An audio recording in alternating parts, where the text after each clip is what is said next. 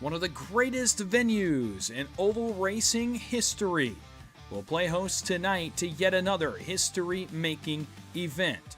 Tonight, the Chase Field is set as it's the regular season finale for the Moonlight Racing League and Friday Night Thunder. It's a presentation tonight of PGR eSports, and good evening from the virtual Brickyard, Indianapolis Motor Speedway for tonight's coverage of MRL Friday Night Thunder.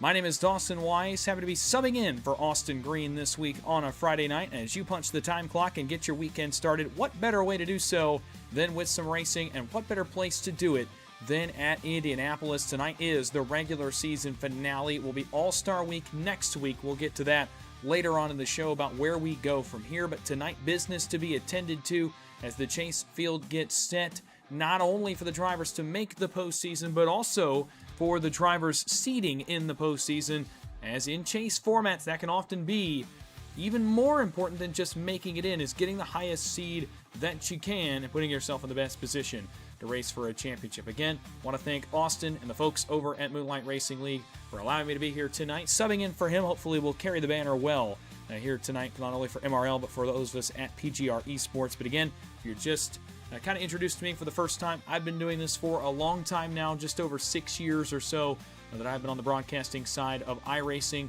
I'm doing some work on the Super Speedway side, but also on the league side in multiple different leagues across the service.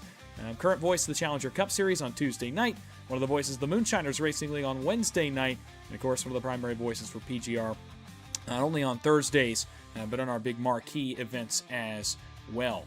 Business to be attended to tonight. Before we get to that, we do want to thank those that help make these races possible. First of all, M&M Pet Sitting for their support here of MRL Friday Night Thunder. You'll see them on a couple of the race cars in the field tonight. Also want to thank Abingdon Collision and Towing Incorporated for their continued support of Friday Night Thunder and of the MRL as a whole. And finally tonight, we want to thank Blue Ridge Auto Group, all those groups for supporting the series, for supporting the drivers. Racing does not happen without support. We want to thank all of them for their support of the series. Qualifying is about done and over with throughout the night. We'll try to keep you updated on the point situations, where drivers are seated, and kind of how things are going to look when the night ends, and we set the field for the Friday Night Thunder Chase. Qualifying 10 seconds from being done. That means it's just about time to head trackside and meet the starters for tonight's Friday Night Thunder race from Indianapolis. 90 laps on tap tonight at the Brickyard, and a stage break coming at lap 20, as about a quarter of the race length is underway. Again, it is the ARCA car tonight. This is a somewhat new car track combo for myself. I've not gotten to see this car track combo race here just yet too much, but tonight, some of my first exposure. Surely, if last week was any indication at the Legacy Phoenix Raceway, tonight, just as technical a racetrack, an older racing surface, sure to be a tire grader, but also create opportunities for passing in some wild moments as well. With qualifying done and over with, it's time to head down trackside and begin to meet the starters for tonight's Friday Night Thunder race from Indianapolis. Starting on the pole, he's the winningest driver in the series this year so far. It is car 24 on your timing and scoring. The gray, yellow, and black entry of Kenneth Redinger will start from P1. Outside of him, Chase Greer in car 40 makes an appearance tonight from the outside of the front row. Row 2, Matt Novella will start from P3. The rainbow and black Monster Energy Ford Mustang will start from the inside of row 2. Alongside him, it's the 988 on the timing and scoring of Kyle Leinott. He will start from P4. Back on row number 3, Justin Parham will start from P5. The Dude Wipe sponsored number 19 machine will go from 5th alongside Kyle Riley Fastenal aboard that Ford Mustang. He will start from 6th. Back in row number 4, it'll be Steve Lewis in the 88 sporting Nike tonight in the checkerboard, or rather, check swooshed 88 machine. Chevrolet aboard that car. Justin Sumner alongside him, red and white aboard that 94. He'll go from position number 8. And running at the top 10, Austin Kelly goes from 9th in the car number 25. Alongside him, there's M&M Pet sitting aboard the 67. That's Matthew Fritz. Good run for Fritz last week, by the way. Good run for Parham as well, and Novella. Of course, Redinger getting the win at Phoenix a week ago. Back on row 6, Tommy Fox, the all-red Ace Hardware Ford Mustang will start from P11, car 57. Alongside him, the 18 of Jay Stinson, sporting Blue Ridge Auto Group, aboard that red, white, and black 18, also a Chevrolet SS. Back on row 7, Dustin Robinson will start from 13th, pole sitter a week ago in Phoenix. Tonight, he'll start from the inside of row number 7. Alongside him, Richard Swingle started outside pole. He'll start from 14th. Goldfish aboard that Toyota Camry from P14. Row 18, the red, white, and neon yellow with black number Austin Short will start from 15. Number 9 aboard that Chevrolet. Dylan Orman, will start from 16th. Black and white Flames aboard that 00.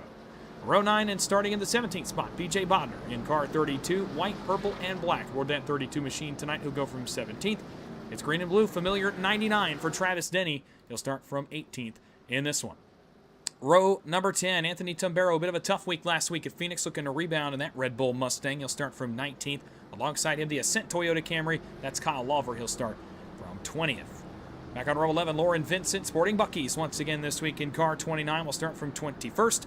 Alongside him, the Purple Lightning Bolt 71 of JT Huskins will start from 22nd. Row number 12, Chris Melton, the guy I have not seen in quite a while, will sport the 52, familiar number for him, for myself anyway. He'll start from 23rd. William George will have purple and yellow aboard that 024. He'll start from 24th. 2 more rows to look through. Shane Weldon Sr. will start the inside of row 13 in P25. The Haviland colors aboard that 28. And Valvoline aboard Kevin Kyle's machine in 26th. By the way, his 5th start tonight will prove him eligible for the chase for the championship. Final row on the field, John Beverly, sporting HendrickCars.com aboard that 77, alongside the Caterpillar Chevrolet of Marcus Hacker. 28 cars, a larger starting grid tonight, will take to the banks of Indianapolis. Again, one of the most storied venues in all of racing history.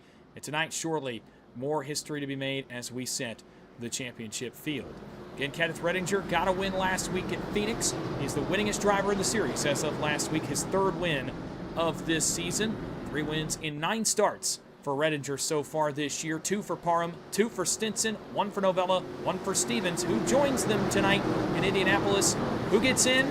Who goes home? Who will kiss the bricks? It's time to go racing in Indianapolis. Green flag, we're underway for Friday Night Thunder.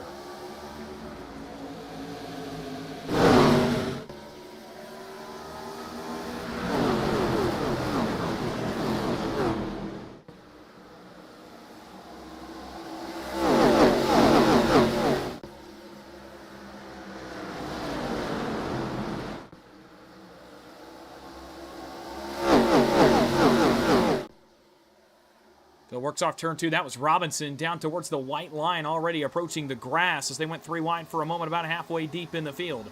It continues to be Kenneth Redinger up front in car 24. He's pulled away by about 2 car lengths. 1 car way wide in the center of the corner. That was Justin Parham. He pulls it off the fence and manages to keep his spot there. Only lost 1 out of that exchange. He'll drop to 6th here in turn 4. He'll actually lose another here to Steve Lewis as they work off the corner and back to the start-finish line for the first time.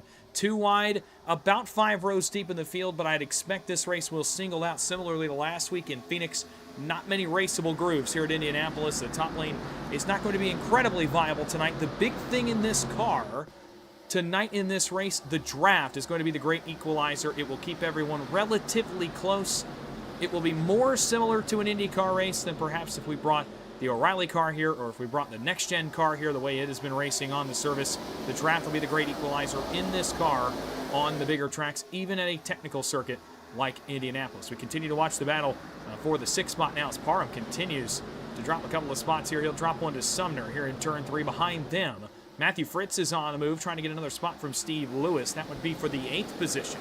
As they work through turn 4, that is right behind the battle we were just watching for a moment. Fritz going to get some help. Chase Stinson's going to go with him here down the front straightaway. Already 13 on the board, 20 in the stage here to open proceedings tonight at the Brickyard. Stinson will jump back up to arc his corner entry. Fritz continues to run the bottom of Steve Lewis. These two are losing ground in the cars in front of them, with Parham tailing up that lead group. Again, Redinger continues to lead. It's only about 3/10 though over Chase Greer. And again, that's going to be a storyline tonight. It's going to be tough to pull away in this car. This car's had a bit of a life cycle since it got re-released. 3 wide for a moment here.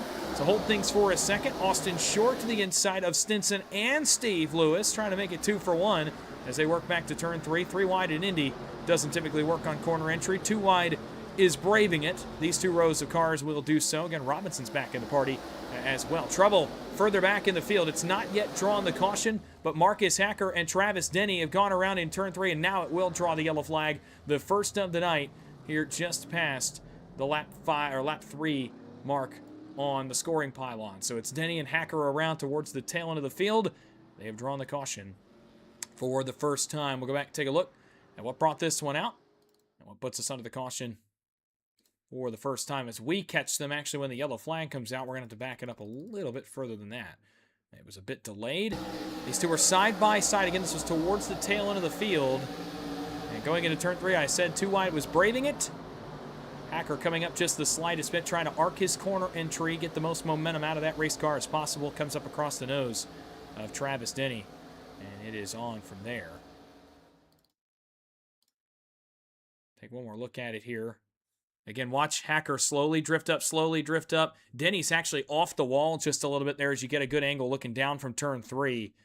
Denny's actually about a half car off the wall, and Hacker, I think, is anticipating that Denny's going to be up on the safer barrier to arc his corner. Again, momentum in this ARCA car is the major factor. It's going to determine how well you run towards the front of this field tonight. You want the most momentum as possible when you go into the corner, because this is a momentum-based race car, and for those two right there, unfortunately, doesn't quite work out for them. Looks like John Beverly got a piece of it as well. So 3 cars involved in this, the opening caution of the night. And again, you wonder if Hacker there thought that Travis Denny was a little bit closer to the wall than he was. You don't get a very accurate depiction of where that car is. The iRacing.com spotter, it tells you there's a car outside. It does not tell you where it is. You have to lean or look over there, rather. A lot of drivers have buttons keyed to their wheels on their various sim rig setups that they can look and peek to their right real quick going into the corner. But at 190 miles an hour, as these guys are on corner entry, not always practical to hit that button and look over and see where that guy is. It's not like turning your head in a race car. You have to hit that little button and look over there, or have a sim rig setup where you're on triple monitors, in which case you can just glance over there quickly, see where that car is. Even then, tough to judge where that car is. First caution of the night is out again just past the lap 4 marker now. Actually, lap 5 is on the board of 90, so still 86 to be run. Kenneth Redinger continues to lead the way ahead of Chase Greer, Matt Novella, Kyle Lynott, and Kyle Riley. Justin Sumner, Justin Parham, Matthew Fritz, Austin Short, Jay Stinson make up the rest of the top 10. Austin Short +6 early in the going here from 15th to 9th. Big mover so far in this one. Anthony Tambero is +4. Chris Melton and William George also +6 towards the tail end of the field as well. So some guys on the move early. And making some moves. Saw Austin Short make the 3-wide move just a moment ago before that caution came out. So a big move there for Short again. Big mover so far. You can tell the confidence level for him is pretty high coming into tonight. So again, the first caution is on the Speedway. Again, mentioned at the top of the show, this is the regular season finale. The format dictates that 16 drivers would make it in, but you do have to make 5 starts. So it appears as if it will be 14 cars, at least based on the scoring that I have, that will make it in as of tonight. Of course, Kenneth Redinger, 3 wins, 74-point lead coming into tonight, by the way. That's going to become important for the regular season championship, which I'll talk about in just a moment. But here are the drivers I have, at least on my scoring, that would make the chase, again, if the race ended right now. Of course, Redinger, Justin Parham, Jay Stinson, Matthew Fritz, Steve Lewis would all make it. Of course, Matt Novella, Thomas Fox, Chase Greer, John Beverly, Eric Gambrell, Zachary Stevens, Stevens I think is in the field tonight. No, he is not, so scratch that. It actually is going to be only, I think, 12 cars that make it in as of tonight. I don't see Stevens in the field. And I also don't see Lucas Alvis in the field, a pair of drivers that had made 4 starts. So I don't think either of them will make it, so maybe only 12 drivers that could make it in. As of tonight, in fact, make it 11. I don't see Jack Sanders in the field either. And then Kevin Kyle will be the last car that would make it in with 5 starts. So I think it's only 11 cars that are going to make an appearance in the chase. You have to make at least 5 starts, but then seeding is important beyond that. A couple of battles. The battle for 5th in points, Steve Lewis and Matt Novella entered tonight tied. Also only 26 points behind Matt Fritz, who enters only 20 behind Jay Stinson. So there's a lot of attainable gaps in there. Parham to Stinson only 26, Stinson to Fritz only 20, Fritz to Lewis only 26, then Lewis and Novella are tied. 37 points down to Thomas Fox, but then 10 from Fox to Greer, 7 from Greer to Beverly. So a number of attainable gaps tonight for drivers to make up some points heading into the chase and seed themselves better headed into the postseason, which starts again in a couple of weeks at Iowa Speedway. I believe I'm going to be on the call for that one as well. So 1 to go has been given. Remember the bonus points as well. You lead a lap, you get 1. You get the pole, you get 1. That's a pair already for Kenneth Redinger, who adds to his bolstered points lead. Most laps led, you'll get +1. A race win is +3. And of course, it's a +5 for the regular season champ, which Kenneth Redinger, up 74 points, is all but locked up. Coming into tonight, +2 for every win. +1 for every race without an incident point. First caution is cleaned off of the Speedway. Kenneth Redinger will bring the field down into the restart zone for the first time, as we will get things back underway from Indianapolis on lap 7. 84 to go, 14 to go in our opening and only stage of the night. Redinger gets a nice jump, and we're back to racing from Indy here at Friday Night Thunder. Redinger immediately bottom to top. He'll arc his corner well here in turn 1. From there, battles on for second. Novella, Greer go at it. Novella leans to the inside of Greer, trying to steal the second spot in turn 1. Greer trying to hold tough on the outside of turn 2. Try not to overdrive. Does just a little bit. Has to jump in the binders and give that spot to Matt Novella. Behind Greer now, he's going to face another challenge. Here's Justin Sumner, but Sumner will face the challenge first. Line out to the inside of him. Trying to make 2 for 1. Trouble. Out back, it was William George. It's going to draw the caution immediately as cars scatter. George comes to a stop in the infield grass. Gets it back going, but not before the caution is triggered for the second time in this race. Saw this sparking up back around William George, and this is going to be a story of the restarts. Drivers fighting for position on the bottom lane.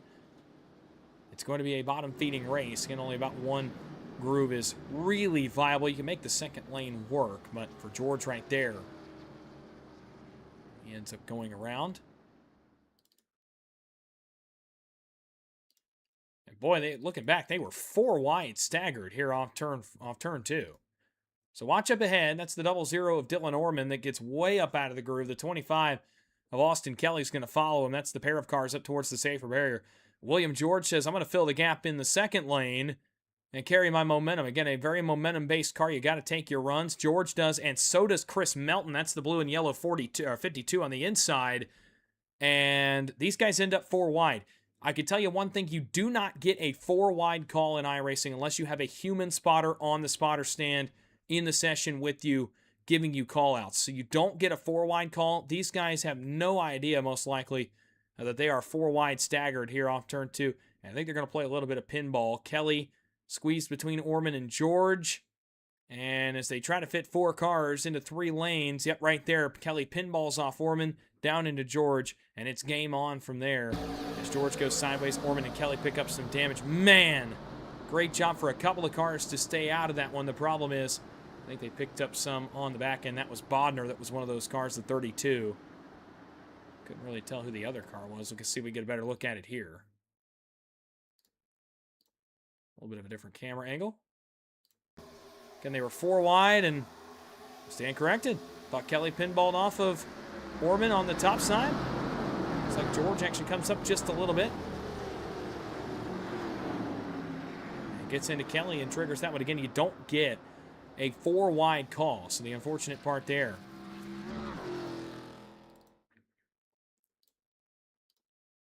That none of these drivers get this call that they're 4 wide. Watch again, George is the second car from the bottom. Well, really, I think both moved at the same time. George was coming up just a little. Kelly was coming down. And cars scatter out of the way. Actually, that's Bodner up ahead.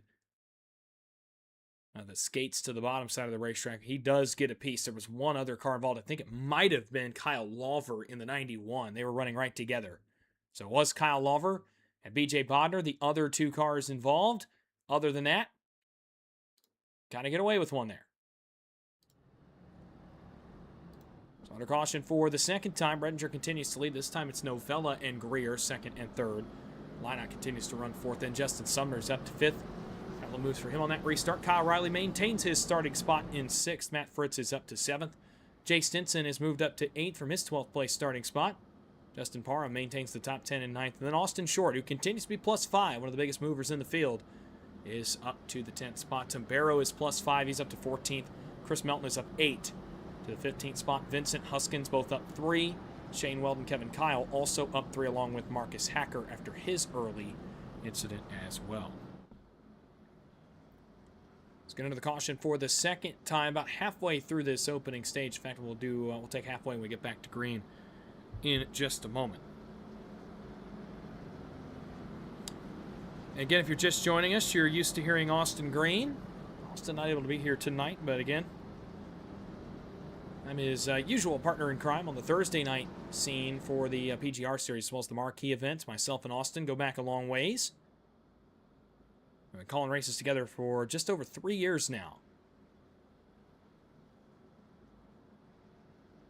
But I got the call from Austin the other day, or earlier this week, to call this race this week, call a couple more throughout this season as well. So excited to be here. Excited to watch some good racing. It's always a good night when you get to watch some good racing. And we've got some good racing on tap tonight at the Brickyard. Again, what better way to end the work week than with some racing at the Brickyard and some Friday Night Thunder. So again, under the caution for the second time, we are going to have 10 laps to go in stage 1. We're going to the end of lap 20. We'll go to last 70 under the green flag after that. So we get ready to get things going once again for this one from Indy. Should be noted, 5 sets of tires, counting the one you started the race on tonight. 4 extras in the pits. This ARCA car is a tire grader at times. If you continually push the car and don't manage your equipment, you can burn off the right sides, and the grip will become a factor later in the run. This car pushes very, very tight as the run goes on. At a track like Indianapolis, where it's already flat, it's already tough to rotate the car through the corner, you want to manage that equipment as best as you possibly can. 4 extra sets in the pits for these guys, should they need them. Of course, a fast repair is down there as well with a 75% fuel load. So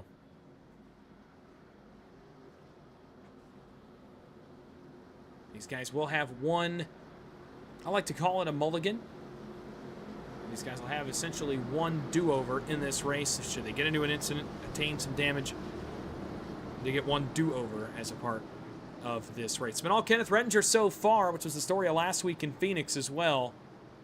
See if he can continue the dominance that he has put on the field in this early 10 laps, really, since the opening laps last week at Phoenix. It's been all Kenneth Rettinger at Friday Night Thunder. Will it keep going? Green flag back in the air. Novella timed it up decently well, but Greer's going to get the jump to the inside of him, and the battle is on for second as Rettinger drives away with the lead. Back to turn one we go. 10 to go, stage one. Greer underneath Novella. Novella trying to work the second lane and maintain that position behind them. Lynott faces a challenge from Justin Sumner. Matthew Fritz is through. He might think about 3 wide here off turn 2, as he may look for the 4th spot further back. Chris Melton trying to get on the move. That's the 52 already off the spot on this restart, as he's worked into the top 15. Austin Short looking for a move. That's from the 11th position. As the battle for second rages on. Greer now gets the better of Novella, at least for the time being. Lynott worked way up the racetrack right there. Sumner by him. Fritz by him. Kyle Riley trying to join the party as Novella holds off Chase Greer on the top side. First time we've seen the second lane work. You have to be willing to pinch, get a little uncomfortable, and drive around that guy on the top side of the racetrack. Man, Chase Greer throws that car across the nose of Kyle Lynott in 6th. But he makes it work, and everything singles out. So Novella to 2nd, Sumner to 3rd, Fritz to 4th. +5 for Sumner, +6 for Fritz. Both first time we've seen them in the top 5 of this race. Trouble. Speaking of, around goes Justin Sumner. He's going to go to the inside, and it's not going to draw the yellow. Man, he gets turned by Fritz. By the Chase Greer machine battling for this the 3rd spot on the racetrack. And gets around. If we get a chance, we'll go back and take a look. But man, we just talked about Justin Sumner and the commentator's curse. It took about 35 seconds for it to hit. Man, out back Beverly and a couple of others nearly got the wall. That was Kevin Kyle, the other car that got way wide there in turn 4. We're going to keep it up front because the battle for the lead is brewing. This is what I talked about. The draft being the great equalizer. Matt Novella right to the back bumper of Kenneth Rettinger, potentially for the race lead. It's just 8 laps remain here in stage number 2, or stage number 1 rather. You can really build a run here down the straightaway, and you're going to see drivers snake to the bottom of the racetrack. What I mean by that is break the draft. Hook a left out of the line to keep that driver in behind from gaining a slipstream, from drafting up to them, gaining speed by running in the air wake in front of them and towing along. Essentially, it just drags them closer and closer, and that's what Novella is doing right now, trying to use that slipstream to his advantage. You also see him leaning a little bit out of line in the corners. This ARCA car, the Gen 6 inspired one anyway, is very aero dependent. The dirty air off the back end of this car is similar to what you'd see in the next gen. In fact, on some racetracks, and you see it right there, aero push for Novella. And he'll drop 8, 10, 12 car lengths off the race leader, Rettinger. You're going to see that a lot tonight. It's almost worse than the next gen cars sometimes in terms of how bad the aero wash is off the front, off the tail end of these ARCA cars. For Novella right there, he felt it first hand and drops 8 car lengths back out of the lead of the lead, now half a second. Let's go back here for a second. Justin Parham's gotten all the way to 3rd. That exchange just a moment ago with Sumner, Greer, and company. Justin Parham says thank you very much, but not for long, because the caution flag is back out. Looks like Marcus Hacker and BJ Bodner had an incident over here in turn 4. Big damage on the Bodner machine, as they have both gone around to trigger the 3rd caution of the night.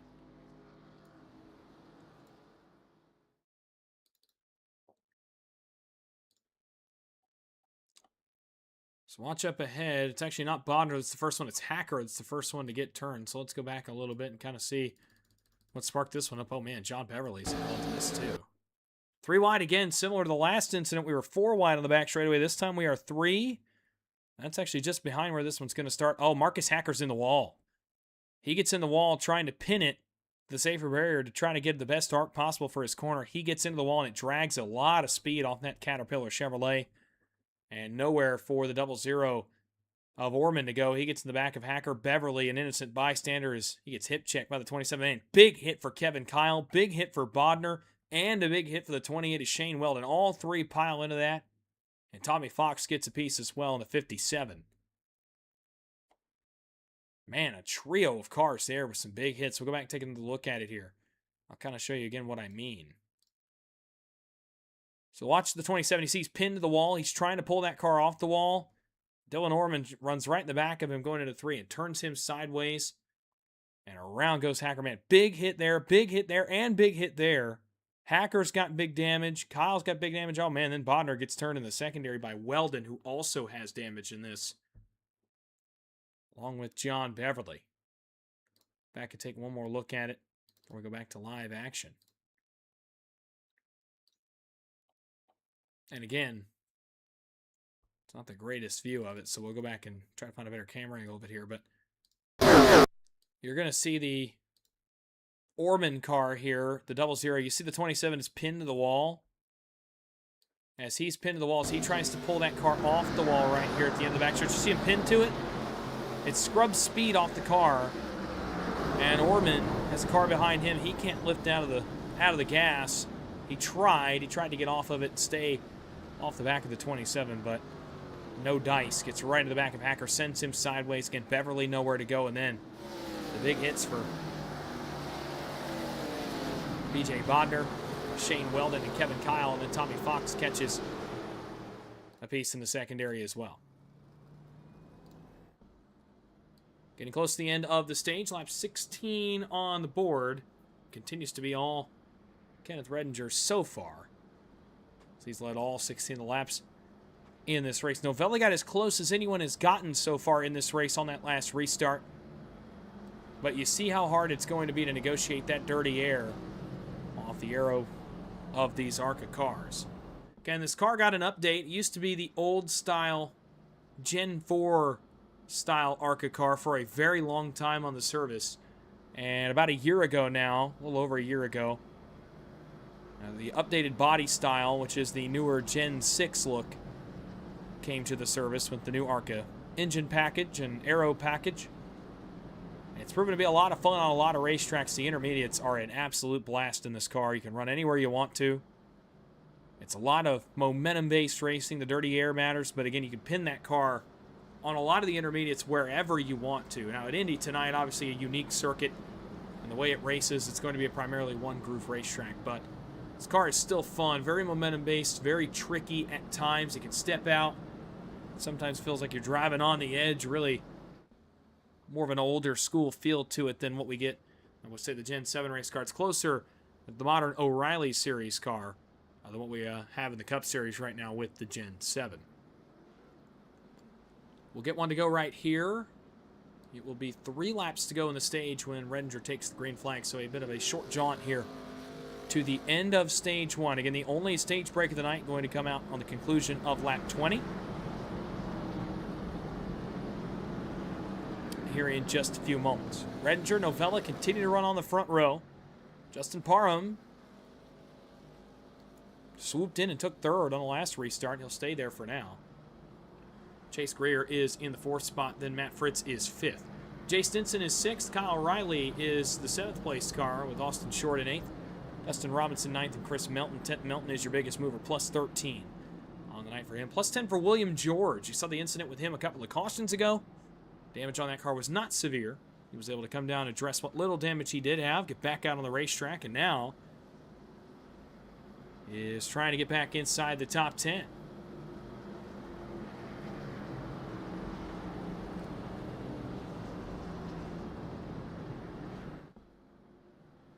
Finished 2nd last week at Phoenix, did William George. Looking to make it back-to-back.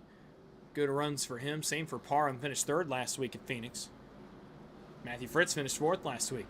Novella 5th. So a number of drivers trying to make good on a 2nd straight good finish. John Beverly just got involved in that caution. Same with Marcus Hacker. Both of them are going to have to come from behind here to replicate their top 10 runs last week. Dustin Robinson's back in the top 10. He finished 9th after starting on the pole at Phoenix a week ago. And Steve Lewis is 12th, trying to replicate his 8th place finish. Warren Vincent currently 20th. Coming off of a top 10 last week at Phoenix as well. 3-lap shootout at the end of the stage. It's been all Redinger so far. What does Matt Novella have in his bag of tricks this time around? As the 3rd caution is cleaned off the speedway. A quick jolt of a run to the end of stage 1. Green flag back in the air, and Redinger got going in a hurry. He got away by 2, almost 3 car lengths. Going to allow Parham to the inside of Novella for second. Ooh, Parham sliding just a little bit there through turn 1. That car is on the edge. Fritz looks a lane out of line. Those cars were close together. Novella and Parham right there. Treading right on the edge of what you can and can't do in this race car. But everything is clean and green so far. Redinger breaking the draft just a tad here down the back straightaway. The long back straightaway. It's where the big run is going to be formulated late in this race if someone is within striking distance. Later in Redinger. Almost trouble. Parham and Novella had contact for a second. And again, Novella makes that top lane work. Made it work against Chase Greer last time. Makes it work against Justin Parham this time. Fritz to the inside of Greer, at least leaning that way. Jay Stinson behind him. Austin Short, Chris Melton, Kyle Riley. Man, Melton plus 15 on the night for the 52. As he continues to try to work his way forward. Started 23rd of 28 cars tonight and is 8th. In the closing moments of stage 1. Bella pulls away from Parham just a little bit, so the battle will be for 3rd for a second. Actually, the battle's going to be for 4th. I think Fritz is in a position to lunge here to turn 3. May just attempt it. For the long back straightaway, gets a big run. Does he dive to the inside? No, he will hold in line for now.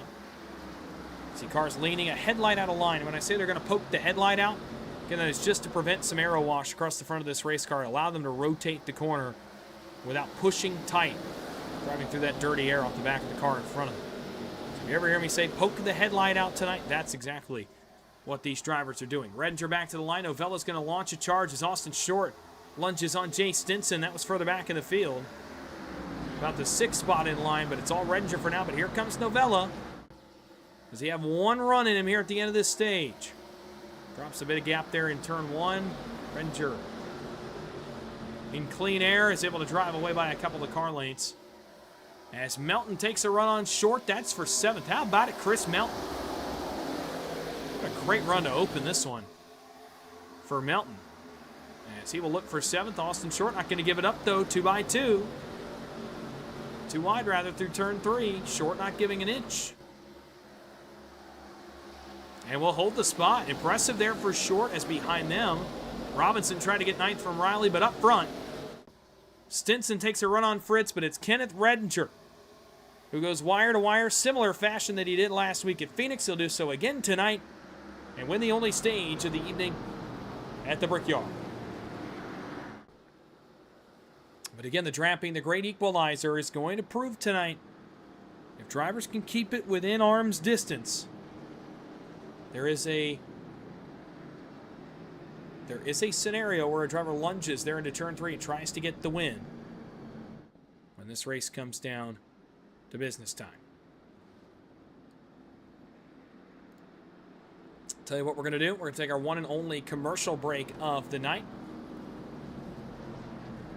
We are going to go side by side. You won't miss a moment of the pit cycle here under this caution. Inevitably, drivers going to want to come and get some Goodyear Eagles here. You won't miss a moment. We'll be back for the conclusion of MRL Friday Night Thunder from Indianapolis right here on PGR eSports.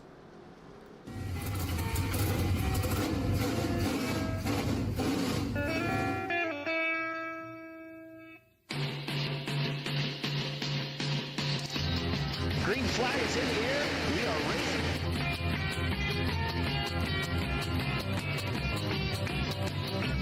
3 by 3.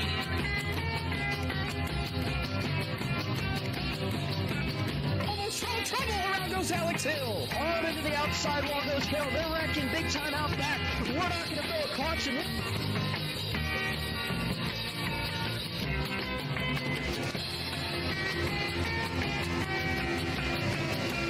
To the finish. Who gets it in the line? Cody Nagels wins it in Talladega.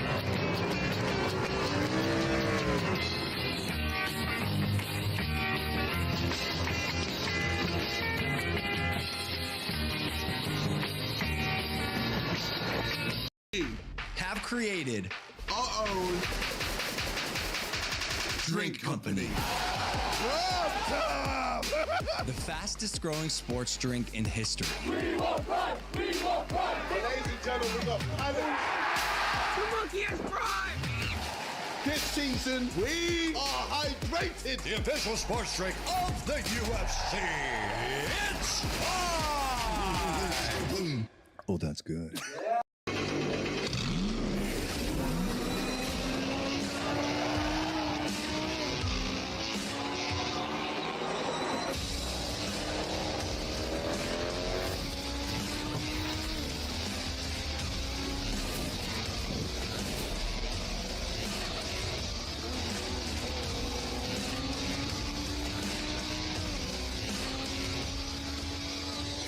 I played a couple of simulators and this was like very responsive, especially the hydraulics and stuff, the motion and stuff was really, really on point. But you feel like you're really driving, it feels real.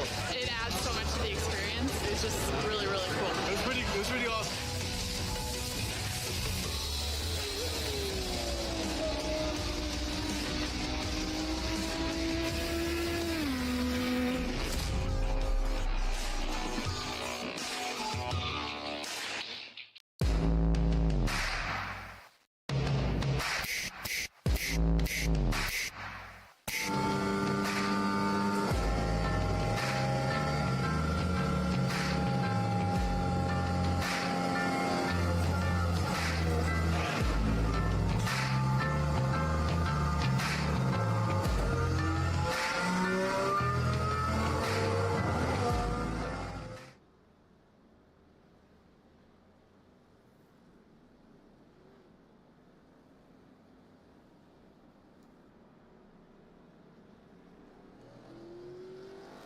Welcome back to PGR eSports coverage of Moonlight Racing League's Friday Night Thunder, race 10 of the Friday Night Series from Indianapolis, as we've reached the end of stage 1 and now set up for stage number 2. As we are about ready to get back under the green flag. Again, my name is Dawson Wise. If you're just joining me, excited to be here, subbing in for my colleague Austin Green tonight, and excited to be a part of some new racing for me. I always love getting to come over and call a new series to learn new drivers. It's part of the fun of it. It's fun to get to know new drivers, get to see new faces, get to interact with some new personalities in these fields, see how guys race. I love this part of it, and getting to know guys over the course of a season as well. But happy to be filling in for Austin tonight. I know as of now he's planning to be back for next week's All-Star race at Atlanta. I believe I'll be calling at least a couple of more races for you all this year. I'm so looking forward to that as well. I want to thank everybody that's watching for your attendance and participation in tonight's broadcast. Again, we would not have an opportunity to bring you the action if there were not viewers to watch it at home. So we want to thank you for your attendance tonight. Without you, we could not be here. There would be no reason for us to be here bringing you all the action, so thank you very much. I did want to encourage everybody, by the way, and this is something we do a lot over on PGR. Feel free to utilize the chat. I know you're expecting it's going to be a professional product, and obviously that's what I intend to bring. But I do like to interact with the viewers in the chat every now and then. If you have a driver you're rooting for, if you have somebody you're pulling for, something you see on the feed on the broadcast that you want to point out, please feel free to do so. I love interacting with the viewers and seeing you all react when things happen, or rooting for a driver. The drivers love to go back and see that as well. Kyle Lynott stayed out under this, the fourth caution of the night, the only one for the stage break. He'll lead the field back to green now. Redinger, first time he's not been the leader tonight at the Brickyard. Green flag back in the air. Down the field goes to turn 1, and Matt Novella sees an opportunity. As Lynott's on old tires, Novella's trying to get the lead and run away in the same fashion that Redinger did, but Redinger's going to beat him to the punch. To the inside goes the 24. Novella overdrives turn 2, and it's side by side for second. Down the back straightaway, almost trouble out back. A couple of cars starting to get sideways. Keep it up front for now as Lynott tries to run away from 2 cars on newer tires. Man, 3 wide back further in the field, about 10 rows deep. Redinger, can he make it a one-corner pass? Not quite. Novella pinches him down. He's been so good at playing defense on the top lane all night. He does so again and give him the spot here off turn 4. So for the briefest of moments, at least, Redinger relegated to the 3rd position on the racetrack. By the way, that was Matthew Fritz. It was out of line off turn 4. He's gotten it gathered back up. Man, Novella overdrives turn 1 there. Runs a little bit high. Redinger sees an opportunity. Back to the inside comes the 24. This is helping Kyle Lynott, by the way, out front of the field. You see how much gap he's able to grab when the 2 cars behind him side draft each other. That allows him to drive away and create just a bit of a gap between himself and those two cars fighting for second. Man, Novella continues to put up a valiant fight outside of the racetrack. He'll try one more time in turn 4. This is where he's been so good at it, is over on this end of the speedway. And again, he will pinch down, and again, he will maintain track position for now. Where does Parham go in all this? He's going to go with Redinger on the inside. Stinson follows both of them. So eventually, I think Redinger will win the war as Novella continues to win the battle through the corner. But again, kind of evens out there. Redinger gets a shot into turn 1. This time, he will clear to the second spot. And the battle is over for now. Novella will have to settle for third. Man, car in the wall big time. Out back of the leaders. That was Swingle in the 97. They got the wall. Man, Parham, wicked crossover there off turn 2. He's going to get to the inside of Novella now. Battle for third. Jay Stinson watching on. Chris Melton watching on. Trying to fill gaps and gain spots. Man, Novella so aggressive on entry and through the center there at turn 3. I think he got a little bit too far over his skis that time around and is going to sacrifice a spot because of it here for the Justin Parham machine on the inside. Stinson running right behind this battle, though Novella keeps it side by side. So not so fast. Stinson will help Parham and give him the same push that Redinger got just a lap ago. Man, Parham almost out of shape. Trying to get there into turn 1, has to jump in the binders. Stinson's in dirty air. He's got to jump in the binders. This is a hornet's nest back here around the third spot. Parham, I think, may finally get the spot. Nope, Novella hangs on once again.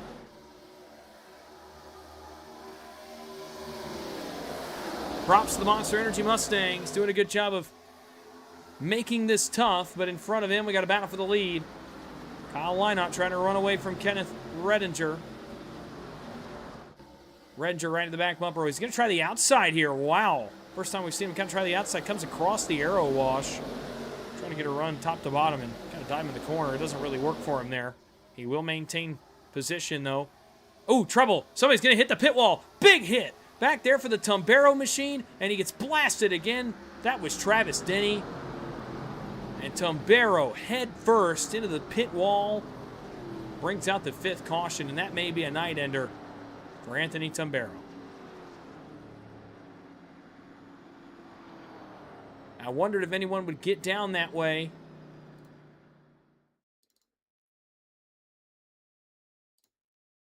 And somebody certainly did. Wrong button there. Let's head back to Tumbero.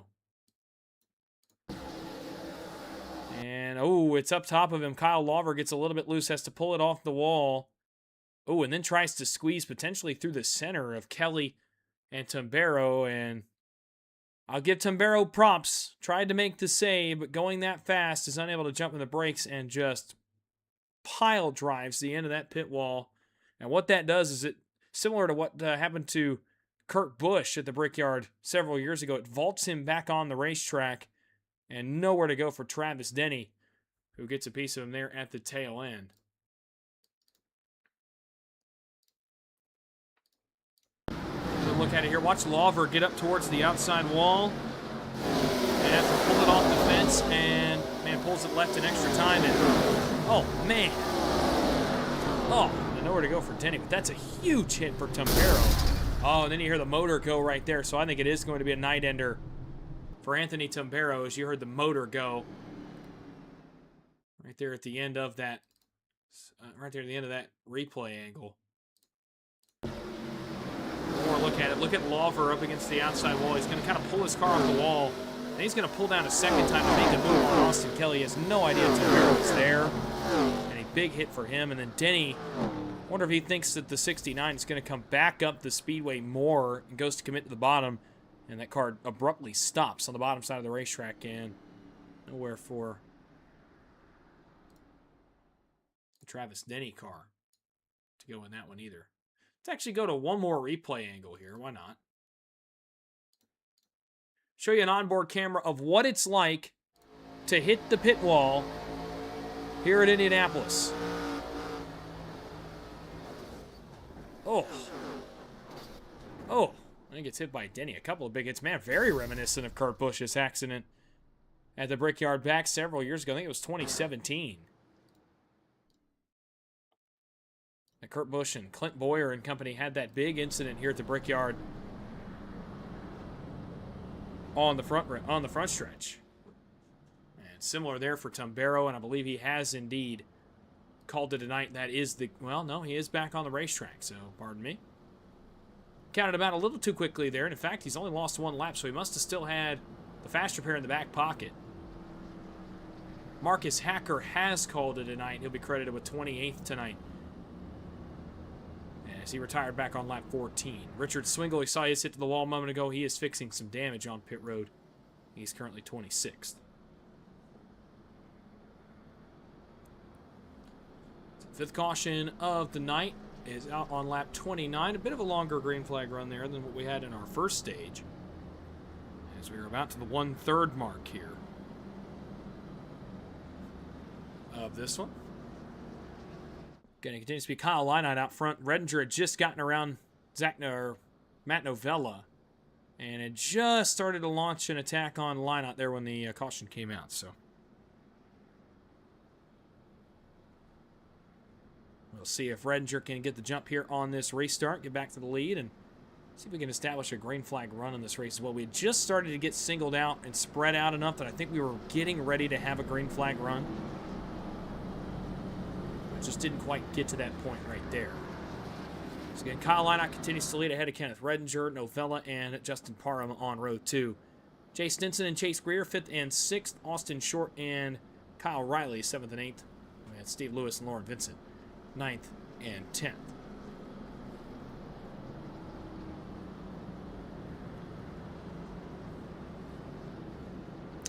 Nightmare of the South in the chat. It did take a moment for the engine to blow on the Tumbero machine. That is a really interesting point. He hit the wall, and it took about an extra 12 seconds for the motor to go on that car. It actually took till after the hit from Travis Denny, which you would think, as hard as he hit the inside pit wall, that engine would go immediately. But it held on for a few extra seconds. Tried its best, certainly, to stay under power. Was not able to do it. But you're right, miracles performed by the pit crew down there.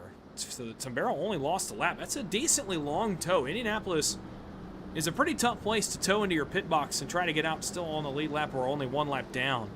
And Tumbero is able to do so right there. That's a big time moment for him with still 60 laps to go in this race. A long time to get that lap back, get back on the lead lap and compete for a good finish tonight. So for Tumbero, that's a big recovery there. Remember that later in the race, if it comes down to it. Swingle has gone a lap down again, repairing damage on pit road. He did go 1 lap down as well. A couple of cars racing for the Lucky Dog. 1 car behind the wall with damage. Everybody else still on the lead lap, a total of 25. Kyle Leinart, the second leader of the night. Kenneth Redinger led wire to wire in stage 1. Leinart stayed out and continues to lead the way. Green flag back in the air.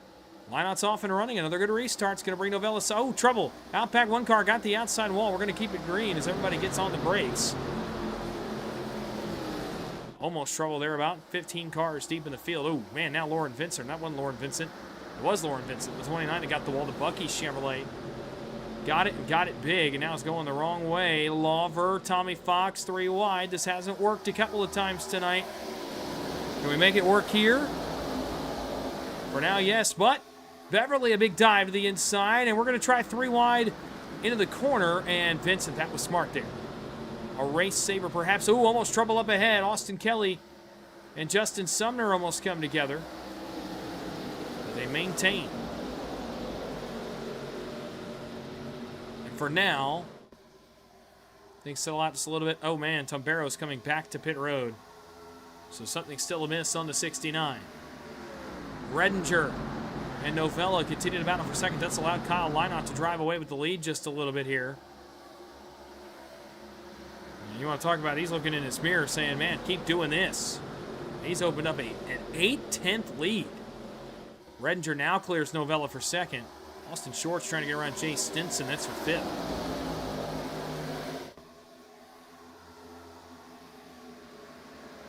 Back to turn 3. Redinger now clear of Novella and now can try to chase down the Leinart machine, who is on older tires.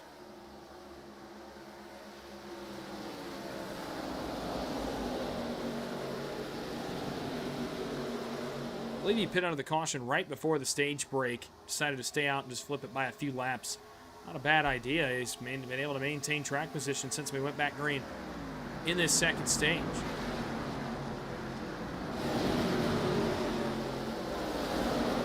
But Redinger has gotten clear and now is trying to run him down from second.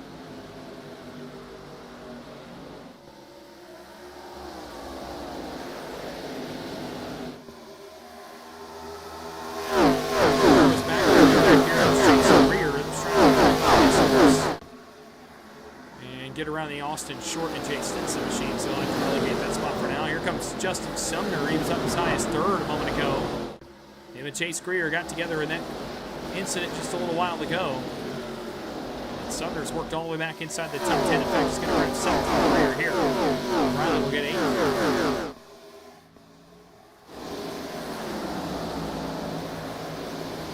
8. Actually, Sumner's going to try to get 6th.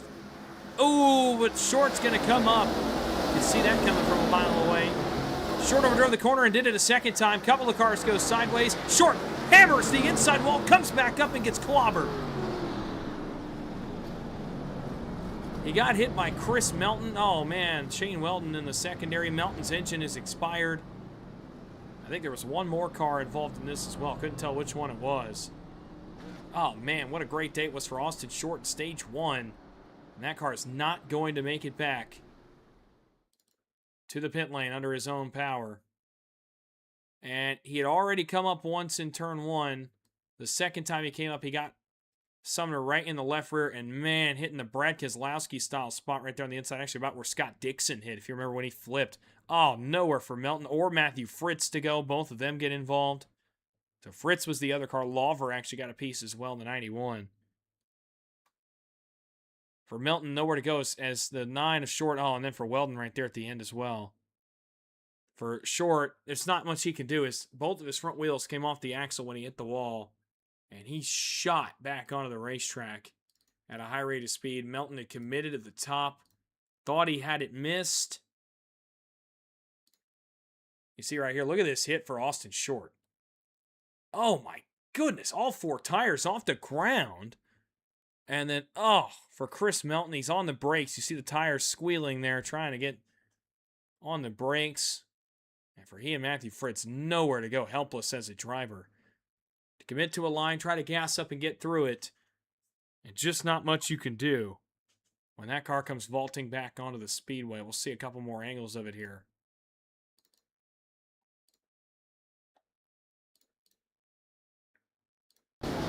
Watch this hit for Short.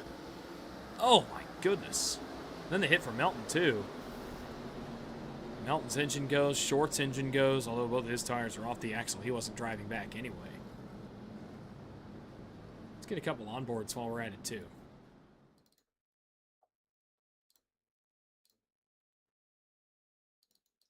We'll be on board first with Austin Short, then we'll go to Chris Melton. Look at this. See, there's the first hit as he washed up in turn 1, and the second one not going to get as lucky.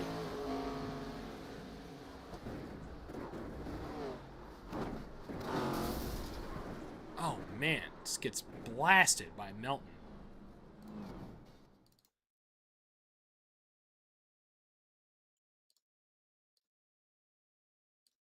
See Melton here. Watch Short vault back up the speedway. There's just nothing he can do. So he kind of jumps on the brakes, hesitates, tries to turn out of the way at the last second. Oh, didn't quite get it up there. We'll switch back over to that one here. Sorry about that. Let's get on board with Chris Melton. Watch as Short comes back up the speedway here.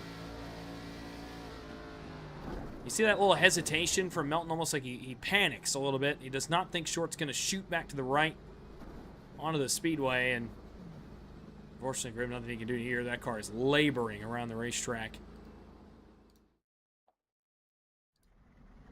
So a pair of cars that were having great runs, Austin Short and Chris Melton. Talked about both of them in stage 1 having really big runs early in this race, both now.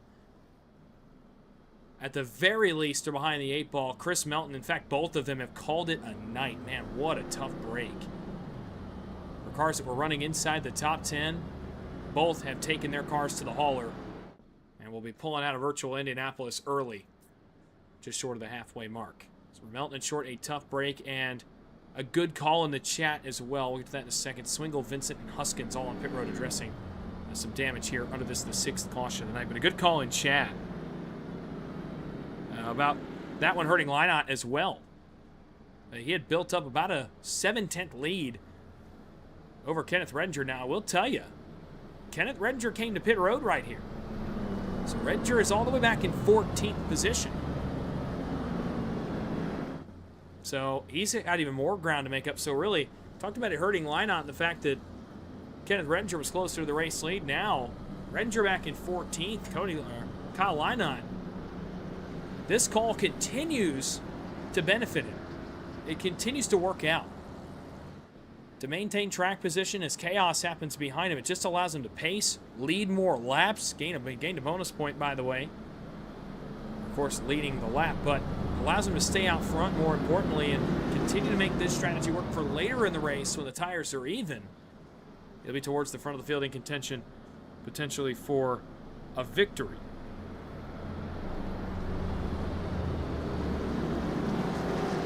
Going to reset the field for you. Kyle Lynott continues to lead. Matt Novella is now second.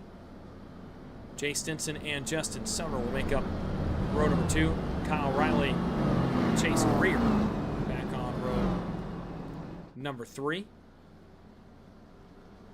And then it's Steve Lewis, John Beverly on row 4, row 5, William George and Tommy Fox. First time we said Tommy Fox's name in the top 10. John Beverly's plus 20 to his spot right now. William George back into the top 10. We saw him earlier in the race, that 4-wide incident early. He is back inside of the top 10, hanging on to the 9th position right now as they run.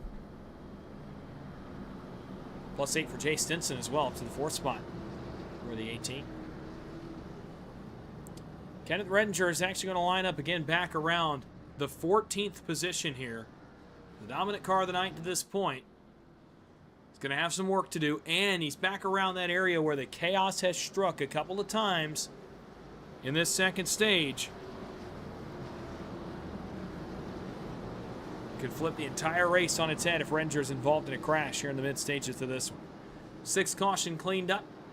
38 laps will go on the board here. 53 laps to go here at Indianapolis. Green flag back in the air, Lynott off and running. Novella timed him up pretty good, though, on the outside, and we're going to go double file for the lead for the first time to turn 1. Novella had a couple good starts in this race at this point. He will not be able to maintain the side-by-side with Lynott, but he'll be awfully close here through turn 2. Oh, man, big hit to the wall. That was Beverly. He bails out of the line, about 6 cars deep in line. Leaning to the inside, here's Novella. Trying for the run all the way to the race lead. Had a shot at Redinger earlier. Now we'll get his first shot at Lynott here down the back straightaway. Kyle Riley looking for 5th. That's on Chase Greer. Dustin Robinson back into the top 10.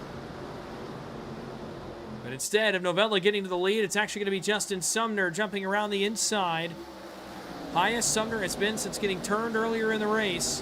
And battles for the 2nd spot here down the front straightaway.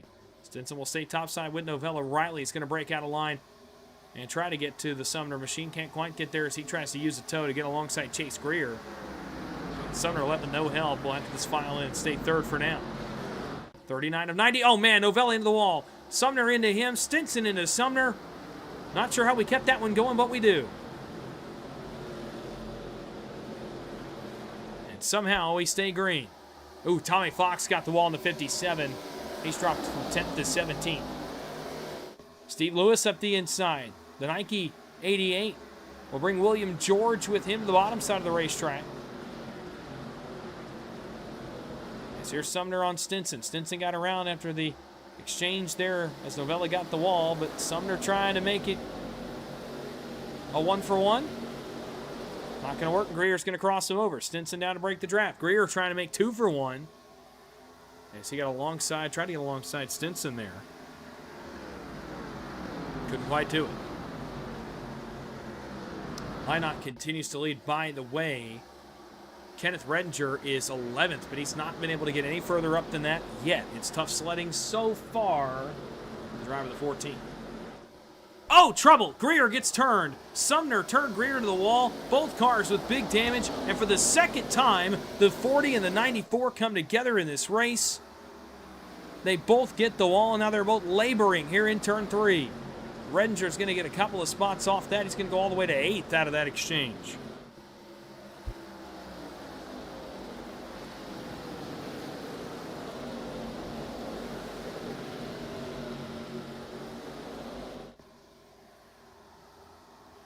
Up front change for the lead. Novella around Lynott. As we were watching the chaos happening back around Kenneth Redinger's machine, Novella was able to work around the outside IndyCar style and pass the Lynott machine, and now tries to set sail.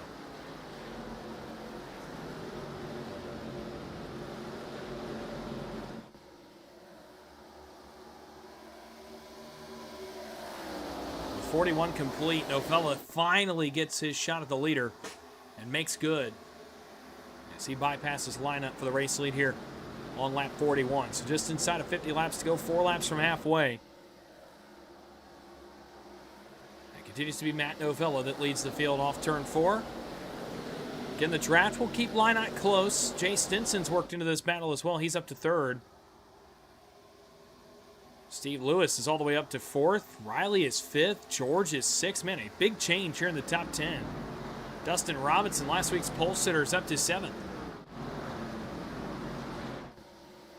Close there, George and Robinson, but we keep things civil for now between those two cars. Sumner's been able to maintain this group, so his car appears to be okay. Chase Greer's car is laboring pretty decently here on this run. He's got some very obvious damage.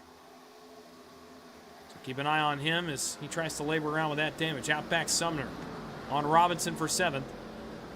Redinger going to try to make it 2 for 2. May just do that in turn 4. He will. Kenneth Redinger trying to get back on the move here.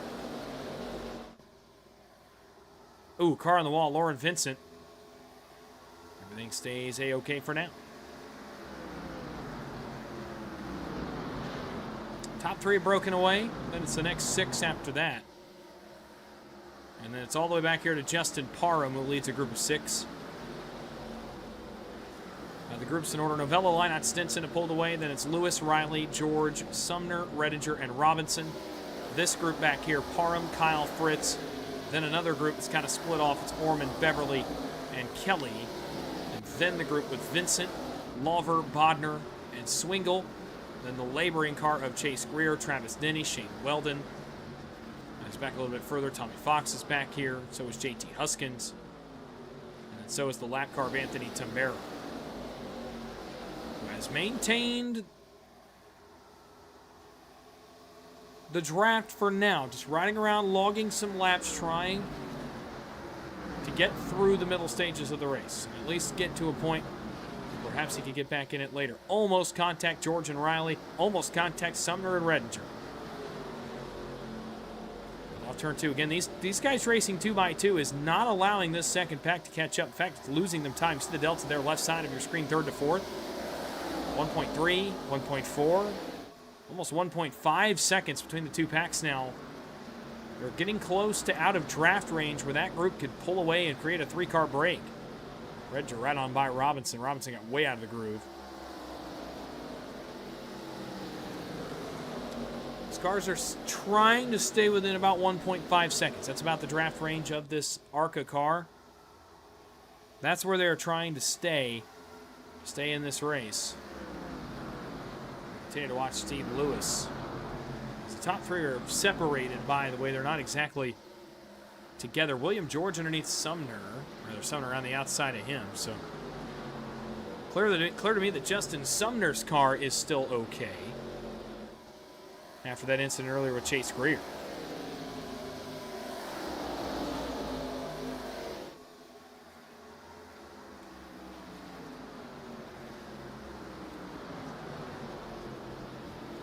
Sumner got a little too far out of the groove there, though. George is going to get the spot back. Man, Kenneth Redinger right behind them is saying, come on, guys, figure it out.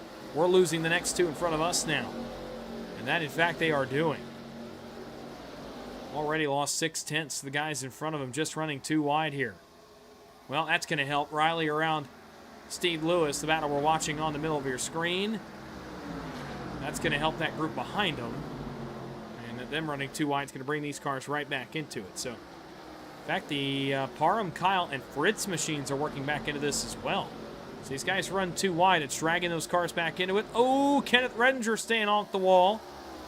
As George washed up the racetrack in turn 2. Robinson had to jump in the binders and try to turn that car left. And Sumner's arrived on the scene, so Lewis is going to maintain the spot from Kyle Riley for right now. Sumner trying to get up on his horse. Again, the top 3 have driven away. In fact, Novella's starting to drive away from Stinson and Lynott now. Off turn 4. Move Riley ahead of Lewis. Move Riley to 4th. Then Lewis, but here comes the party spoiler in this event. It's Kenneth Redinger. Led all of stage 1. Ooh, Lewis, contact there. Sumner, Riley, and Lewis all come together. Lewis has to jump in the binders, overdrove turn 1. And Justin Sumner says, man, what in the world? So he has to jump on the brakes. And he's going to lose a spot or two. Man, Redinger's going to make good on that. He's going to go all the way to 5th. Again, these guys have lost well over 2 seconds. That's just from the Lynott machine.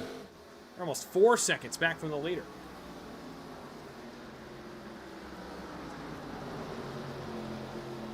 .44 to go. Parham has caught George, so these groups kind of merged together. It is now about an 8-car group. As Kyle Lynott, well, the strategy paid off for a little while. It's not going to pay off for too long, though. So he will have to come to pit road right here. Up ahead. Riley now moves to 3rd.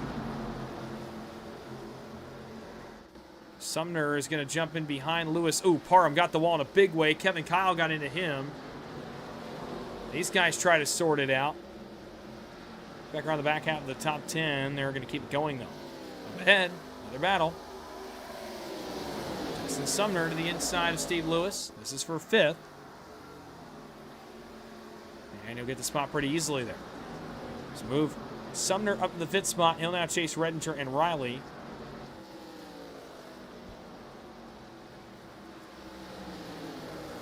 These guys have now singled out as Jay Stinson's come to pit road.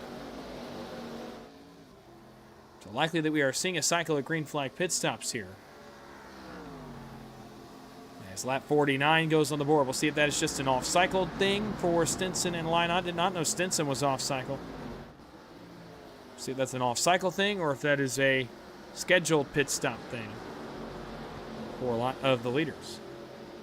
Move Riley to the 2nd spot, and again, with just Novella out there running by himself, and this line has now gotten back together. They are starting to gain ground. It's slow, but they are starting to gain a little bit. Well, that's going to help. Redinger to the inside of Riley. This is for 2nd.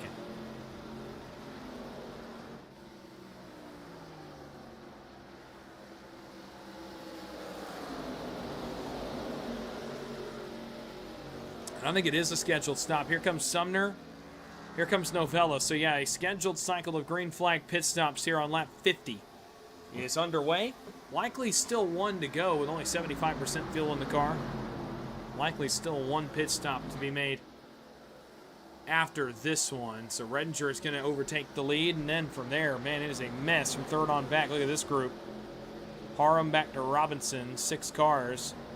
Trying to sort things out here down the back straightaway. This race is going to get very spread out when drivers come to pit road, I think. We get through this green flag pit stop. I think a lot of this race is going to single out in a big way.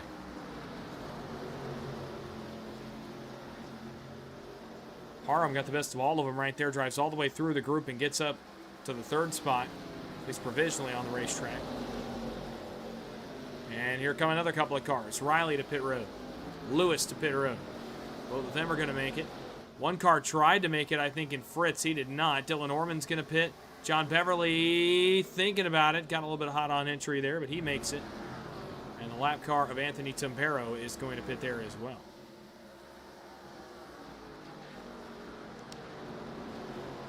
So Redinger maintains the lead. We'll keep the eyes back here. This is the best battle on the speedway right now. Chase Greer did go a lap down. I believe he's already made the pit stop, but I think he took the fast repair as well. So he is back on the speedway, and appears to be back up to speed. Justin Parham's driven away from these guys. He's now second. William George is third. Again, I think this one's going to spread out once these guys finish this pit cycle. And William George is coming to pit road.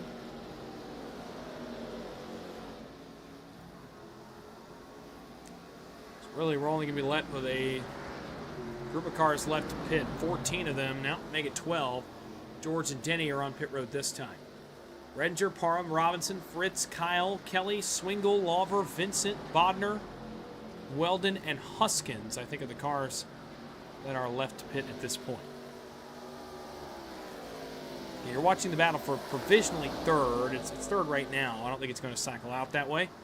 But it's third on the timing pylon right now.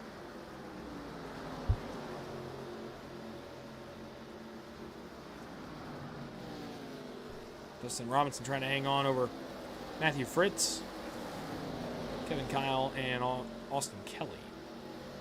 Parham's driven away. In fact, Justin Parham is running down Kenneth Redinger. I wondered in a long run what kind of speed the 24 Redinger had as Kyle Lawver's going to make his pit stop. I wonder what kind of speed the Redinger car had in a long run. We hadn't really seen a run longer than about 9 laps in this race, and now we've kind of entered the middle stage, and Redinger's got speed. Don't get me wrong, his car is still very fast, but Justin Parham is, if not on par, just a little bit better than Redinger here as we near the end of this run.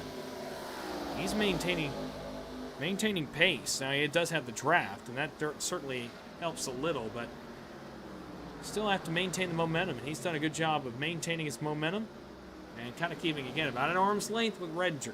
See, about where I said you wanted to be was arm's length. This race got into crunch time. 11 cars have yet to make a green flag pit stop. Chase Greer is the lap car back around Kevin Kyle. It's not for position. 54 on the board, 37 to go at the Brickyard. We're getting to the territory where the guys that pit later might be able to make it. It'll be awfully close. 75% fuel, it'll be close. Depending on how far these guys are willing to stretch it. Is anybody willing to gamble? Perhaps. Try to make it to the end on fuel. I do love a good fuel race. Turns into one of those. Continue to watch the battle for third. Robinson, Fritz, Kyle, Kelly, or rather, Robinson, Fritz, Kyle, lap car Greer, all in this pack. Kenneth Redinger is still your leader as of lap 54 after the pit cycle began just a little bit ago. Again, these guys will all bypass pit road. Again, the top 10 you see on the left side of your screen and the 11th place car of JT Huskins have not made a green flag pit stop yet. Everyone else has come to pit road in some capacity here on this run. Next time by 35 to go. Again, we're approaching that number where you won't have to make another green flag pit stop. We'll make it to the end, and then it's all about just getting to the victory.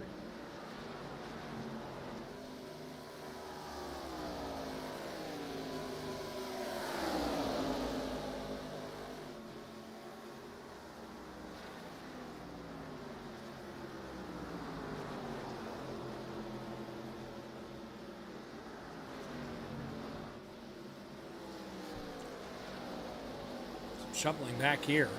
Fritz finally got around Robinson, and that's because Dustin Robinson's going to come to pit road.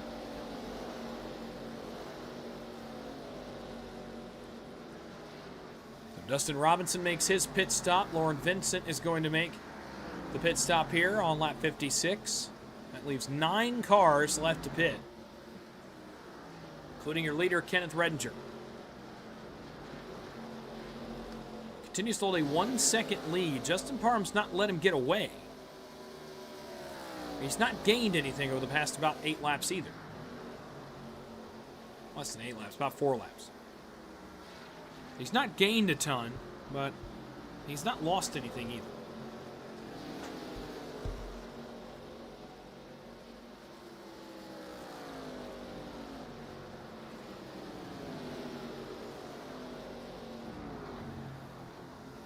Speaking of Parham, he's going to make his pit stop right here, so make it down to 8 cars and have to make a pit stop.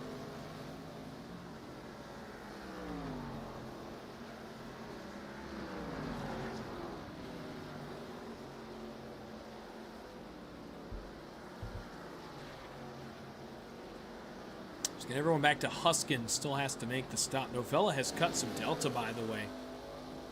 Look at where Robinson came out. Novella may undercut the Redinger machine here, for what it's worth. Best lap of the race for Redinger was a 51.94.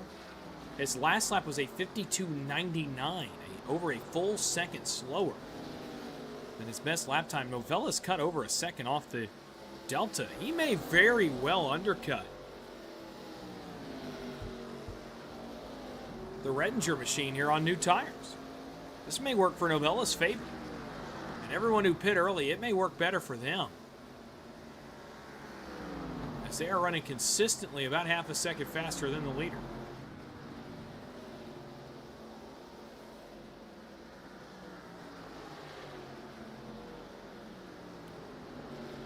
We'll see if it pays off for me. It's still 33 to go. Redinger still yet to make a pit stop. Robinson caught right up. Getting down to 8 cars left to make a stop back to Huskins. As the cars still have to come to the service of their pit crews at some point here on what could be the final run of the race.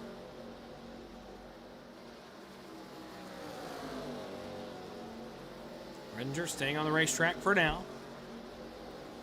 Fritz staying out. Kyle staying out. Got to go all the way back here to Richard Swingle. Looks like he is going to stay out, as is Austin Kelly. About Shane Weldon, same thing. BJ Bodner. You got to go a little ways back again to JT Huskins. Again, guys staying out are continuing to work this longer. And potentially set up where they only have to make this one green flag pit stop. Going to be very interesting to see if that is the case. Novella pit awfully early in that run. Sumner, Lynott pit the earliest. George, I mean, a lot of these cars pit early. One that I'm just not sure they're going to be able to make it up.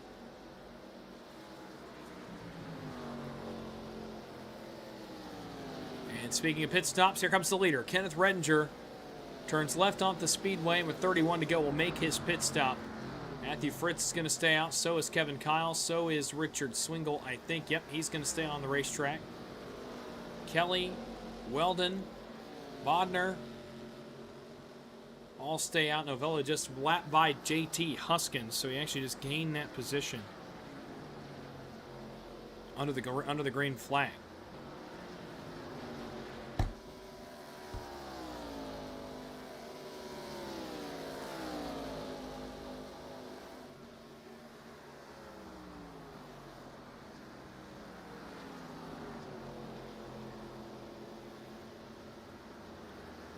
Again, if you're just joining us, the Moonlight Racing League Friday Night Thunder regular season finale from Indianapolis continues on with 30 laps to go at the line, the 2/3 mark, and here comes Matthew Fritz. And you missed an early caution-filled, chaotic sector of the race in Stage 1 and early here in Stage 2, but since then, we have been under the green flag for about the last, I would say, 25, 30 laps or so.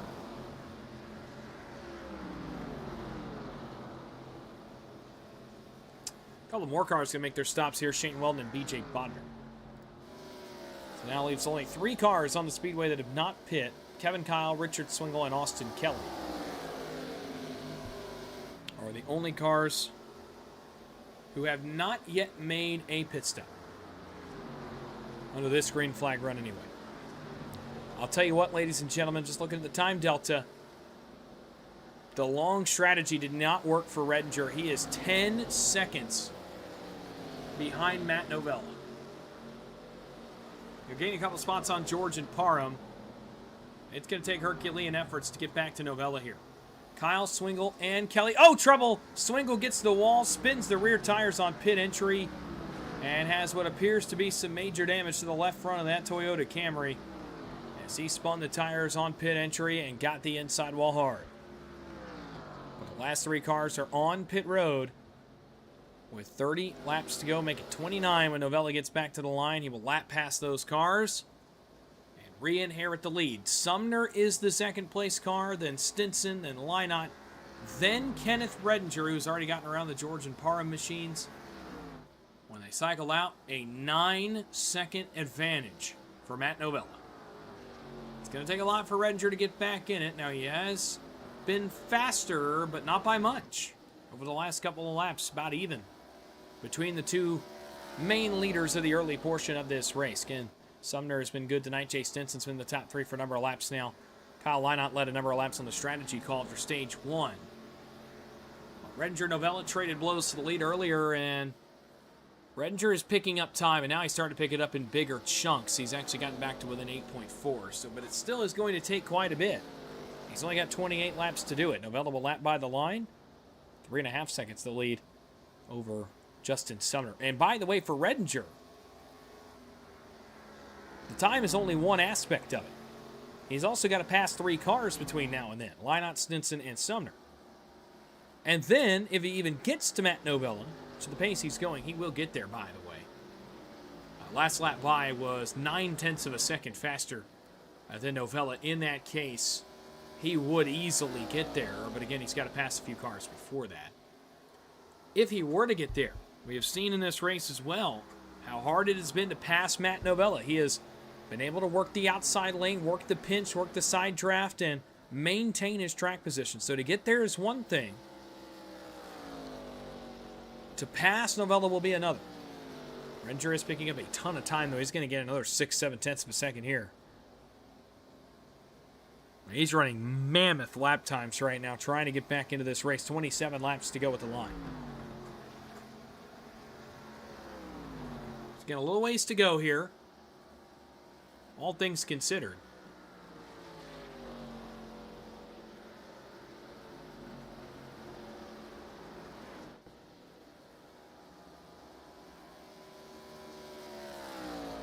And you also got to consider how many of these guys need to make a second green flag pit stop.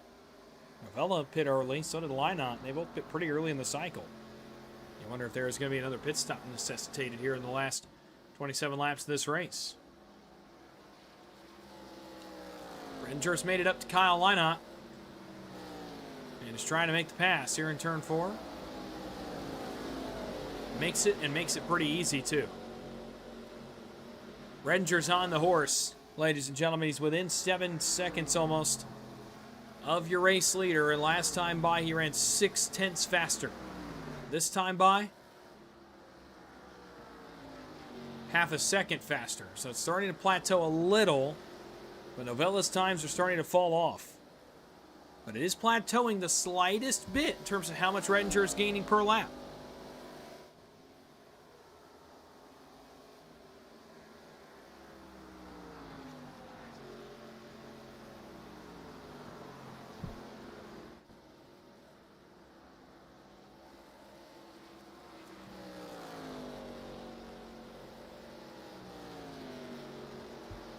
So Novella continues to lead. We'll reset the field for you here with 25 to go. Matt Novella is your race leader. Justin Sumner runs second ahead of Jay Stinson in third. Kenneth Redinger in fourth, and Kyle Lynott is fifth. Justin Parham has dropped to sixth. William George maintains seventh. Kyle Riley is eighth. Matthew Fritz is ninth. Steve Lewis is 10th after the pit cycle. Dustin Robinson is in the 11th spot. Chase Greer is 12th. Kevin Kyle is 13th. Dylan Orman is 14th. And John Beverly is 15th. Tommy Fox is 16th. Lauren Vincent is 17th. Kyle Lawver is 18th. Travis Denny is 19th. BJ Bodner is 20th. Austin Kelly must have gotten a pit road penalty. He has dropped all the way to 21st, last car on the lead lap. Cars laps down. JT Huskins, Shane Weldon, and Richard Swingle are all 1 lap down. Anthony Tambero is 6 laps down. They are 22nd, 23rd, 24th, and 25th. Chris Melton, Austin Short, and Marcus Hacker called it a day earlier in the race. Kenneth Redinger on Jay Stinson for third. Redinger continues the advancement forward here.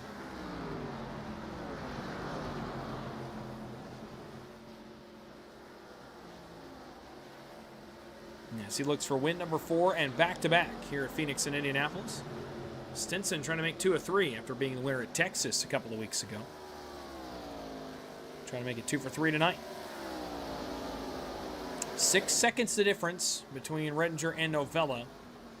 Last time by, he was only a 10th better. Now he was in some traffic, obviously trying to get around the Jay Stinson machine, so we'll see. This time around, he's got a clean lap.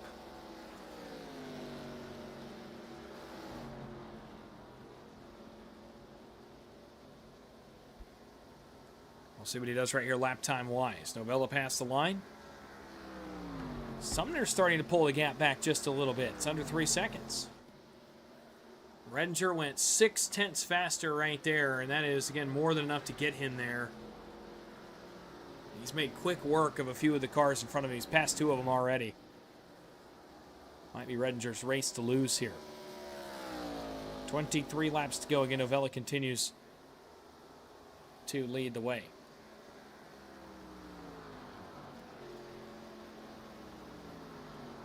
Race recap. 68 of 90 on the board. Matt Novella continues to lead. We've had 6 cautions for 16 laps. Only 6 lead changes tonight. It's a product of Kenneth Redinger leading a lot of the opening stage, and then Kyle Lynott leading a lot of the opening part of stage 2. 4.8 the difference now, 22 to go. Redinger, that time, 0.9 faster. A stark difference in lap times. Redinger is on the move. He may get to Sumner here in the next 2 laps, the pace he is currently running. Sumner may get to Novella. He's cut that gap down to 2.5.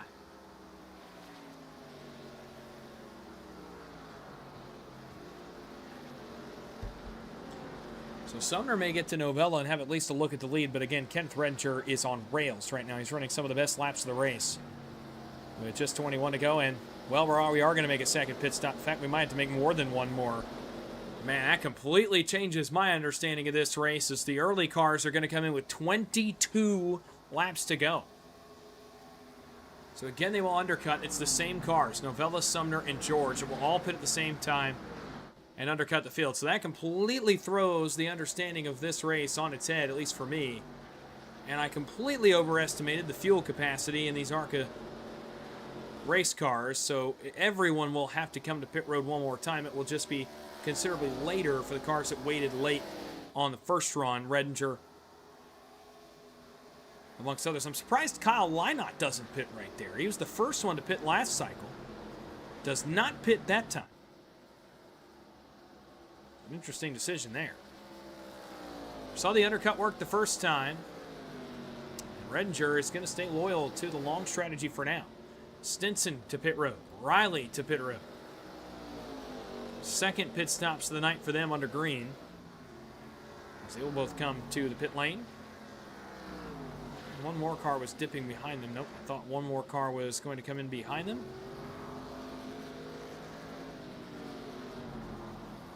Nobody else comes to pit road that time. So now we will just wait for the Delta. Tommy Fox is on pit road this time. Now we wait for the rest of the leaders to come in. Now it's a waiting game, and then from there, this is going to be the interesting part of this Redinger strategy. Although this time, running better lap times than the last run, the big thing is going to be, if the undercut works again, considerably less laps for Redinger to make up that time. Lynott, almost got that car spun out against the inside wall, but does get it down to speed. He'll come to pit road here, as will Steve Lewis.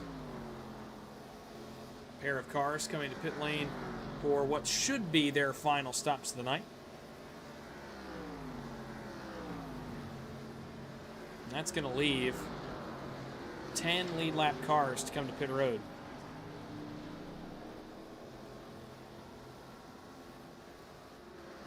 But again, for Redinger here, it's an interesting call to run long, because again, if that undercut works again, which it worked the first time for the Novella and Sumner machines, but if it works again this time, they do not have an accurate outlap yet. Now they do.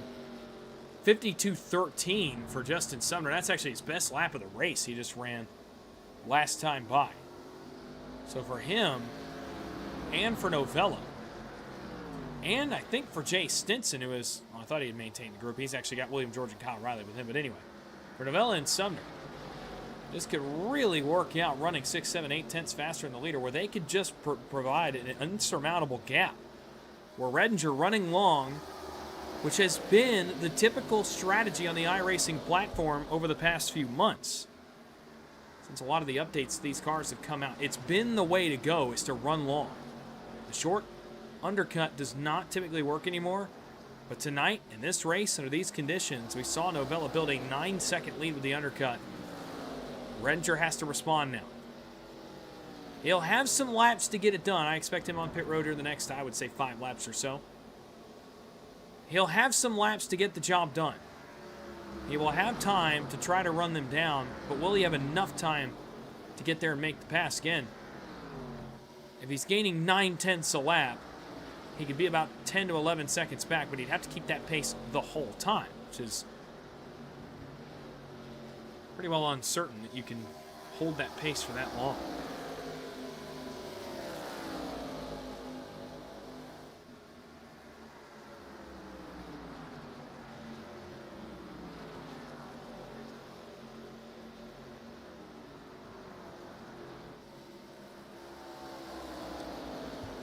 Again, we are in a waiting game, a holding pattern for the final 9 cars to pit under the green flag. Notably, provisionally, Justin Sumner has overtaken Matt Novella on the running order. If this thing were to cycle through, Justin Sumner would be your race leader. And the gap, that remains to be seen. I really do think this undercut is going to work, though.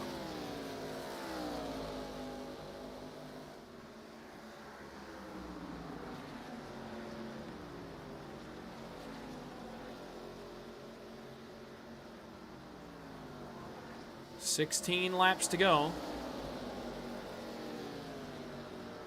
Another couple cars come to pit road. Beverly and Orman, a couple of the cars that were left to come to pit road. And here comes the leader. Kenneth Redinger with 16 to go. Cedes the lead and comes to pit road. And now the question is, what is the gap between he and Sumner and Novella? Watch for them on the left side of your screen to come past him. There's the Sumner car. Nope, sorry, that's Tommy Fox. Actually, Sumner's over in turn 3. But it's a long pit road. Redinger is just now getting down to his box. Sumner is in turn 4, though they have to deal with the lap car there, Bodner. Not a lap car, that was actually a lead lap car. Redinger up on the jack on the left side. Here comes Sumner and Novella. Redinger down and away. And there they go. And now, how far ahead of him will they get? 3 seconds. It's not going to work as good this time, I don't think. 4 seconds. He's not yet even gotten off the access road. 4. 4.5. It's not going to be enough, I don't think, with the lap times he's been running. 4.5 is where it's about going to plateau. May get up towards 5. That is not nearly as much of a gap as I thought they would have. I thought they would have more of it than that. A good stop executed by Redinger, and he's going to give himself a shot here.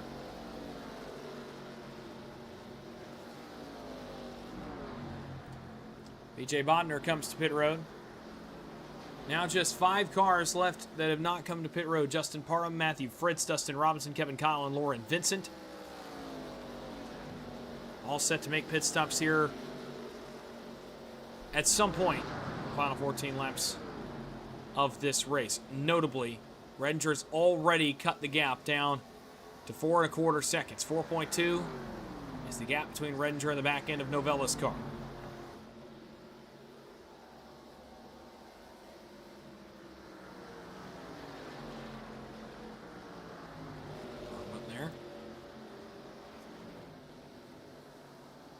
Again, kind of in a holding pattern, waiting game. As to when these 5 cars will come to pit road. For their final green flag pit stop of the night with 13 to go.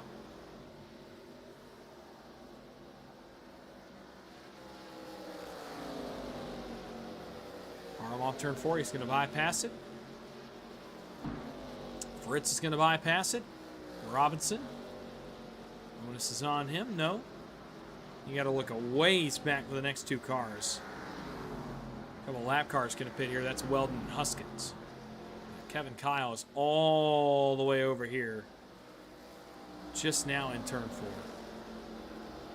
He's going to stay on the racetrack as is, well, I thought Lauren Vincent was going to. Lauren Vincent will pit right here. With 12 to go, and that leaves 4 cars that have not yet come to pit road. The gap between the Novella and Sumner cars and Rettinger, 3.5 seconds. 12 to go. It's going to come down to it. Rettinger's going to get there, but the pace that he's running right now, he may get there very late in this race. He's not going to have a lot of time to make anything happen with those 2 cars, at least to get on the pace he's on right now. Here comes Justin Parham. Matthew Fritz is going to stay out. He'll inherit the lead. And Dustin Robinson is going to pit. That leaves only 2 cars. Fritz and Kyle, the only 2 that have yet to come to pit road. 3.3 the gap. Novella to Rettinger. With 11 to go. He's not gaining a lot of time now. Gained a lot more in the last run. Parham and Robinson on pit road. Kyle bypasses again. And Fritz did as well.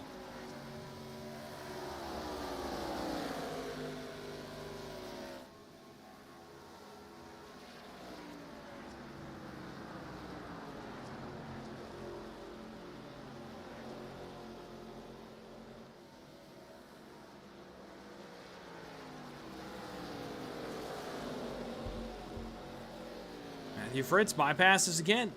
You'll see 10 to go right here. Delt's on the left side of your screen. 3.3 still, and Rettinger is stalled out here. Is it Novella against Sumner for the win at the Brickyard? Austin Kelly on old tires, getting lapped by the cars that have already come to pit road. 3.3 still. Rettinger, will he not even get there? Man, how much of a shakeup would that be?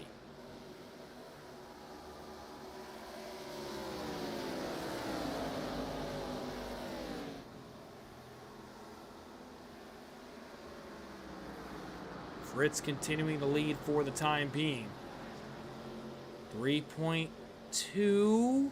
So a little bit cut off by Rettinger there. If he gets there, he's not going to have a lot of time to work with here. Fritz off turn 4. Again, will bypass pit road. I'm not sure that he can make it. That would be stretching a lot. I mean, everyone else came to pit road with about 15 to go. I mean, that would be a long way to go. I mean, it's not like he pit abnormally late compared to everyone last time either, so I'm almost positive he cannot make it. But he continues to stay out, maybe hoping for the benefit of a caution. Back here for a moment, Sumner, Novella.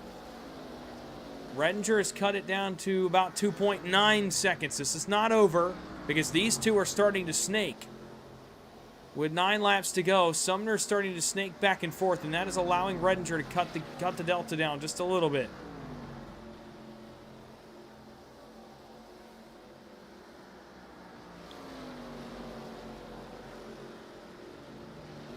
Fritz is on pit road. So he definitely could not make it. But he does make it inside of 10 to go. Kevin Kyle is over in turn 4 now. Will he dive to pit road here? He's actually in turn 3. Now he's in turn 4. Will he make the dive to pit road here and leave us with a 3-car race for the win at the Brickyard? No. He will stay out one more time. We'll continue to watch that, but just behind him, that's where things are starting to get interesting. Sumner against Novella for the win at the Brickyard. Potentially. Again, Kevin Kyle still on the racetrack. But provisionally, this is the battle for the lead and for the win. Down to 2.5. Rettinger is slowly closing in. 2.4. He would have to gain 0.3 a lap just to get there. He's trying. He's swinging the back end of that car out, trying to get there.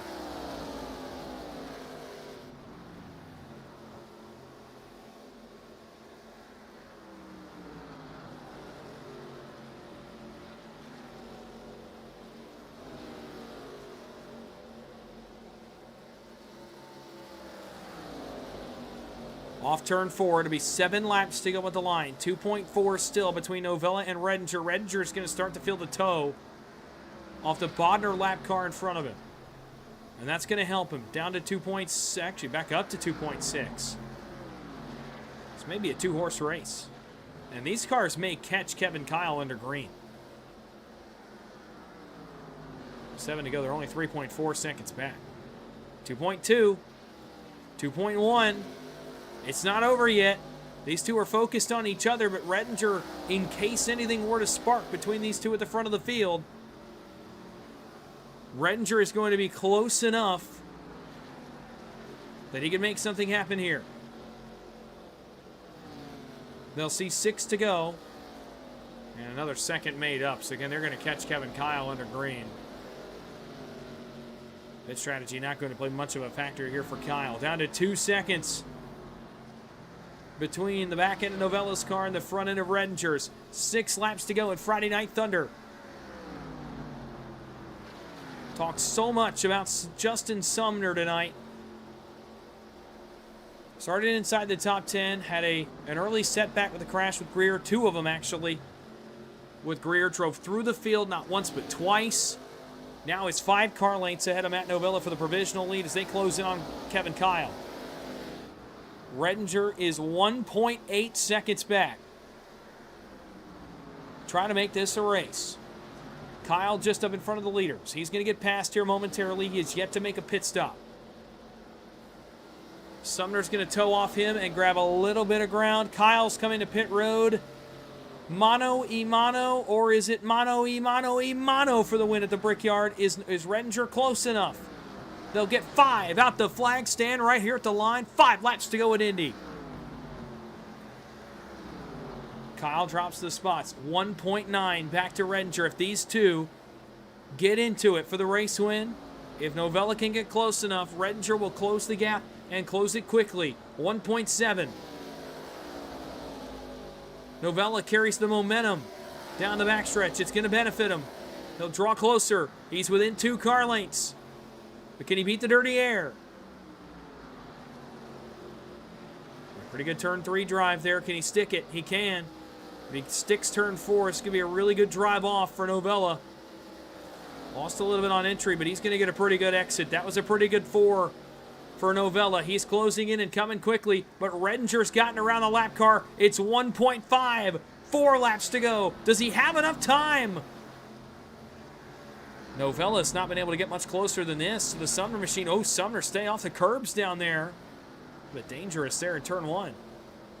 And I see what Novella wants to do. He wants to hang it about a car length or about a headlight up and kind of arc down the hill and get a good drive off. And he's done it a couple of times, but in doing so, he sacrifices speed on entry. And it's allowing Sumner to just maintain a bit of a buffer. Redinger's within 1.3. This is a Herculean effort to get back into it. I'm just not sure he's going to have time. Oh, man, Novella couldn't stick turn 3. Lost valuable time right there. If Redinger can get to him, it's going to make this interesting, too. Those two could theoretically tow off each other. Novella's not done with him yet. At the line. 3 laps to go. Are we going to have a classic Indy finish? This is as close as Novella's been within a car length here to turn 1. Gonna have to stick it. You're gonna have to just put the throttle down and hope it sticks. It does right there. Redinger within a second of the back bumper of Novella. Oh, Sumner a little bit loose off turn 2. Novella hanging the car out as well.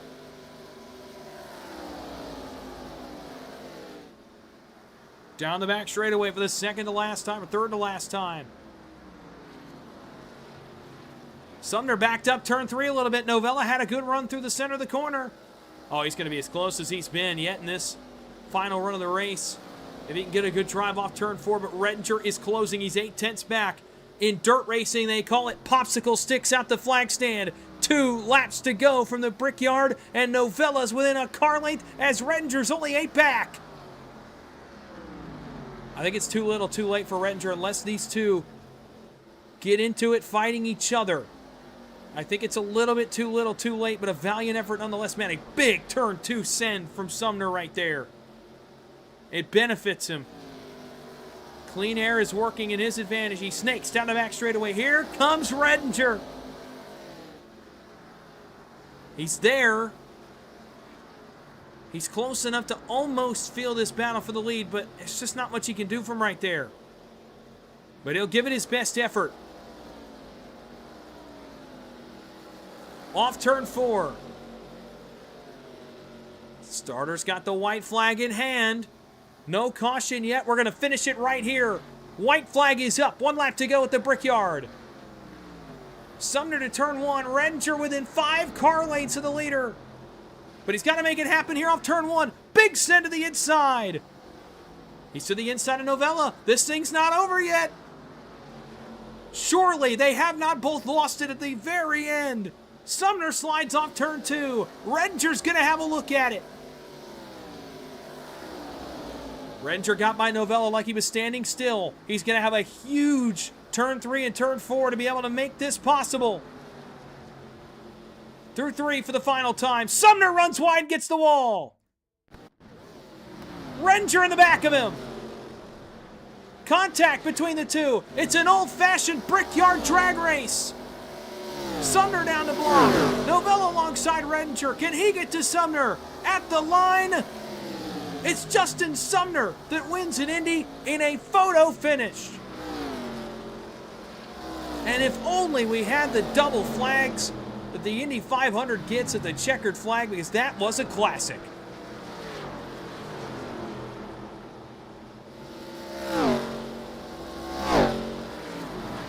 Boy, Justin Sumner runs wide in turn 3, and for a moment you'll wonder if both of those cars had somehow lost the race. In the final moments, almost a Herculean effort for Kenneth Redinger to get back-to-back wins. Instead,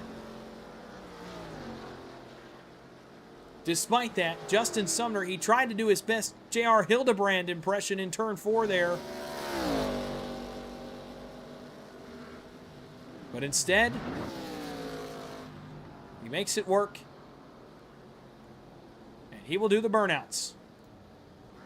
On the front stretch, Justin Sumner, the winner from Indianapolis. It is his first win of the season.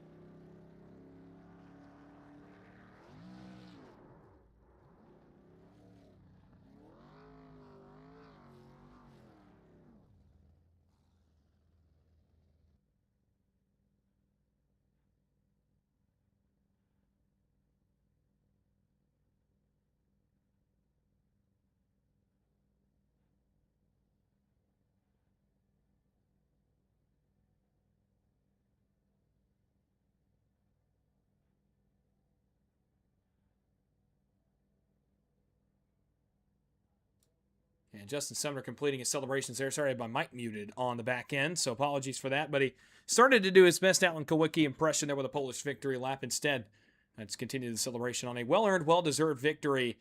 I shouted him out earlier in the show as, having competitive speed, making passes, really confident in the car control in this race, in a race at a tough circuit in Indy. This place is not easy. In any car you come to, it is hard, it is fatiguing on a driver. And Justin Sumner was pretty much on it all night long. Now again, trying to do his best J.R. Hildebrand there in turn 3 and 4, but gets back to the line first, and that's all that matters here in a classic from Indianapolis. Let's go through the results really quickly, and then hopefully we're going to get to talk to all of your top 3. I do see all of them currently waiting in the various rooms that they have been sitting in all race, so hopefully we'll get to talk to all 3 of them here in just a moment. Justin Sumner, first win of this season for him in Friday Night Thunder, as he wins by 9/100ths of a second over Matt Novella in car 56. Kenneth Redinger led a lot of laps tonight. He'll pay it off with a third-place finish. Almost had a look at an unlikely comeback to the victory. The pit strategy bites him there at the end. Jay Stinson finishes 4th tonight with Kyle Riley in the 5th spot. William George in 6th. Great comeback for him, by the way. Plus 18 on the night after a couple of incidents. Really good stuff for him. Kyle Lynott finishes 7th. I know he would have liked to have been inside the top 5, but for the early strategy call to kind of flip the race on its head for him, to finish 7th, I think he'll take that. Justin Parham in 8th, Matthew Fritz in 9th, and Dustin Robinson in 10th. Steve Lewis is 11th, at least unofficially. Chase Greer is 12th. Kevin Kyle 13th. Tommy Fox 14th. Lauren Vincent in 15th. John Beverly in 16th. Kyle Lawver 17th. BJ Bodner in 18th. Dylan Orman in 19th. And Shane Weldon in the 20th spot. Austin Kelly finishes 21st. Richard Swingle in 22nd. Travis Denny in 23rd. A bunch of drivers down there that just did not have the night go their way. Involved in incidents early, and it never really got back on track for any of them. Anthony Tambero in 24th. A disaster night from the start for him as he tries to move on from this one. JT Huskins in 25th. Had some problems late on the pit stop and looks like retired before the end of the race. Chris Melton in 26th. Ran so well early. Had to retire on lap 34 to the incident. So did Austin Short in 27th. And Marcus Hacker rounds out the field in 28th. We are going to attempt to talk to our top 3. Again, this is a relatively new promotion, new league for me, so we're going to hope that all 3 are around and available to have a quick chat with us after this one from Indianapolis. Now we will start first. Going to attempt to start first with our 3rd place finisher tonight. And I do see all 3 of them, so we are going to start with our 3rd place finisher. Kenneth Redinger, as dominant a night as you can have at Indy. Led a lot of laps, was the fastest car. It was the pit strategy to run long, to opt to go to the back end of the run and pit later. It ends up biting him. Again, 3-4 more laps and Redinger wins this race and probably wins it handily. But it just runs out of laps. It bites him a little bit. Again, you'll take a 3rd place finish as, of course, he wins the regular season title as well. But for him, you always want to be in victory lane. Let's talk to him about it. Let's make sure our audio is all set up and ready to go so that you all can hear what the drivers have to say after a wild one, to say the least, tonight in Indy. A wild one turned calm, by the way, as we ran the last 60 laps under green. But nonetheless, let's talk to Kenneth Redinger, 3rd place finisher tonight at Indy. Kenneth, it's Dawson in the broadcast booth. You got a copy? Yeah, I got you. Well, a fun one tonight at Indy, and, another dominant effort early in the going, but let's take it to the green flag pit stops in stage 2. You opt to go long. The guys at short pit end up winning the race. What went into the call to go long, to pit at the back end of the run? Kind of what went into that? Was that a game plan from the beginning? Was it an audible based on how the race was going? Just take me through your pit strategy here late in the going of this one from Indy. There really wasn't any kind of strategy going on. It was kind of like a collective deal with the teammates. I think most of us decided to pit there, and I think it was still the right call because at the end there, I managed to catch them. It just we were just worried about whether there's going to be another caution. It just seemed like every time we'd get going, maybe 5 laps, and then a caution would come out. But I don't know. It's trying to plan around the cautions, and then it still kind of worked out in the end. Obviously a 3rd place finish to go with the win last week in Phoenix as well, your 3rd of the season. It also locks up a regular season title for you headed forward into the chase for the championship. We got All-Star Week next week at Atlanta. Obviously super speedway racing is what it is.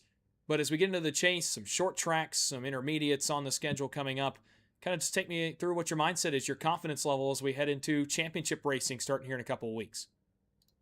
Confidence pretty good. I'll just continue on with trying to be just consistent every weekend. You don't necessarily have to win every race or win any of the races. You just have to be consistent with this format. So just staying out of trouble and coming home with top 5s every week. Well, it's another top 3 for you tonight. Again, to go with the 3 wins this season, another podium finish. Before we let you go and start to prep not only for All-Star Week next week, but for the chase here in a couple of weeks, is there anybody you'd like to thank or shout out? Yeah, shout out for you for filling in for us here tonight. And then shout out to Jay and Justin. They put in a lot of work, and we're finally seeing the fruits of their labor here with, I think we had 26 cars or something. This is the most cars I've seen in this series in a long time. So big shout out to them for the work they're doing. Okay, thanks for the time. Congratulations on a 3rd place finish tonight as well as the regular season title. Also, go enjoy it, go celebrate. We'll talk to you next week for All-Star Week, and in 2 weeks in Iowa for the chase for the championship. Sounds good. Thanks. Kenneth Redinger, third for him tonight in Indy. What could have been type story for him, but nonetheless, confidence as high as ever entering the chase for the regular season champion. Now to the man who finished in this second spot, Matt Novella, also towards the top of the standings. We'll talk to him about chase racing here in a moment and what he can maybe gain from next week on All-Star Week heading into the chase. We'll also talk about the ending of this race and how chaotic it got there just in the final 1,000 feet. Matt Novella, second place tonight in Indianapolis. Matt, it's Dawson, the broadcast booth. You get a copy? You got a copy, hear me? Well, yes, sir, we do. And look, this one ends up being pretty chaotic. You and Justin Sumner opt to go the short pit route. It ends up working. Redinger gets there in the end, but it gets a little chaotic off of 4. Take me through what you saw at your windshield as you guys all come together a little bit there in what almost ended up being a photo finish. Yeah, I mean, coming to the white, I see Kenny hot on my tail. It's like, this is going to be an interesting one. I know he had fresher tires, so I didn't really have much for him.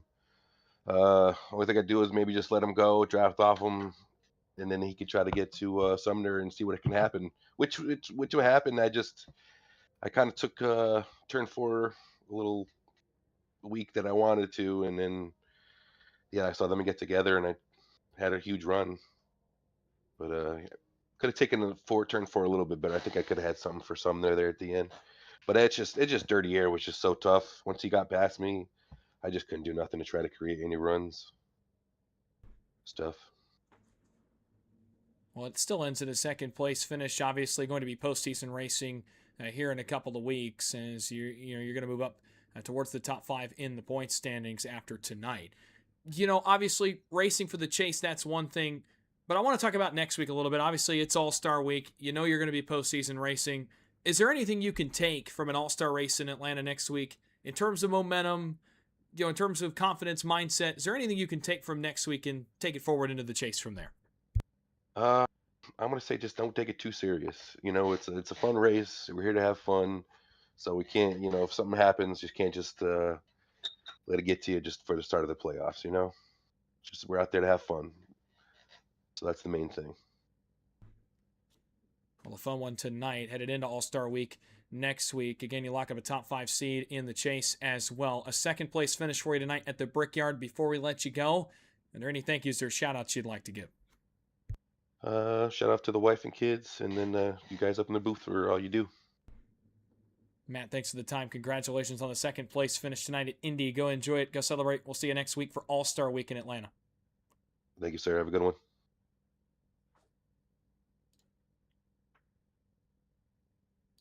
Matt Novella, second for him tonight in Indianapolis. But it's now time to talk to the race winner. He makes good on the strategy and bypasses Matt Novella on that last run to capture his first win of this Friday Night Thunder season in the final regular season race. We'll talk to him about the win and kind of what his road looks like going forward. Not a guy we're going to see postseason racing, but a guy getting his foothold here in MRL and the Friday Night Thunder series. We'll see what he's got out of this win, what he could take from here, and how he's going to kind of handle the chase to the championship, and how he's going to race a little bit differently, knowing that there are chase drivers on the racetrack. Justin Sumner, we'll talk about the win, though, here tonight at Indy. Your winner from the Brickyard, Justin Sumner, car 94.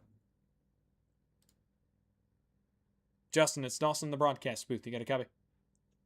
Yes, I do. Well, first win of the season here in Friday Night Thunder comes in the regular season finale. Let's start there. First off, kind of a two-parter. Take me through the finish.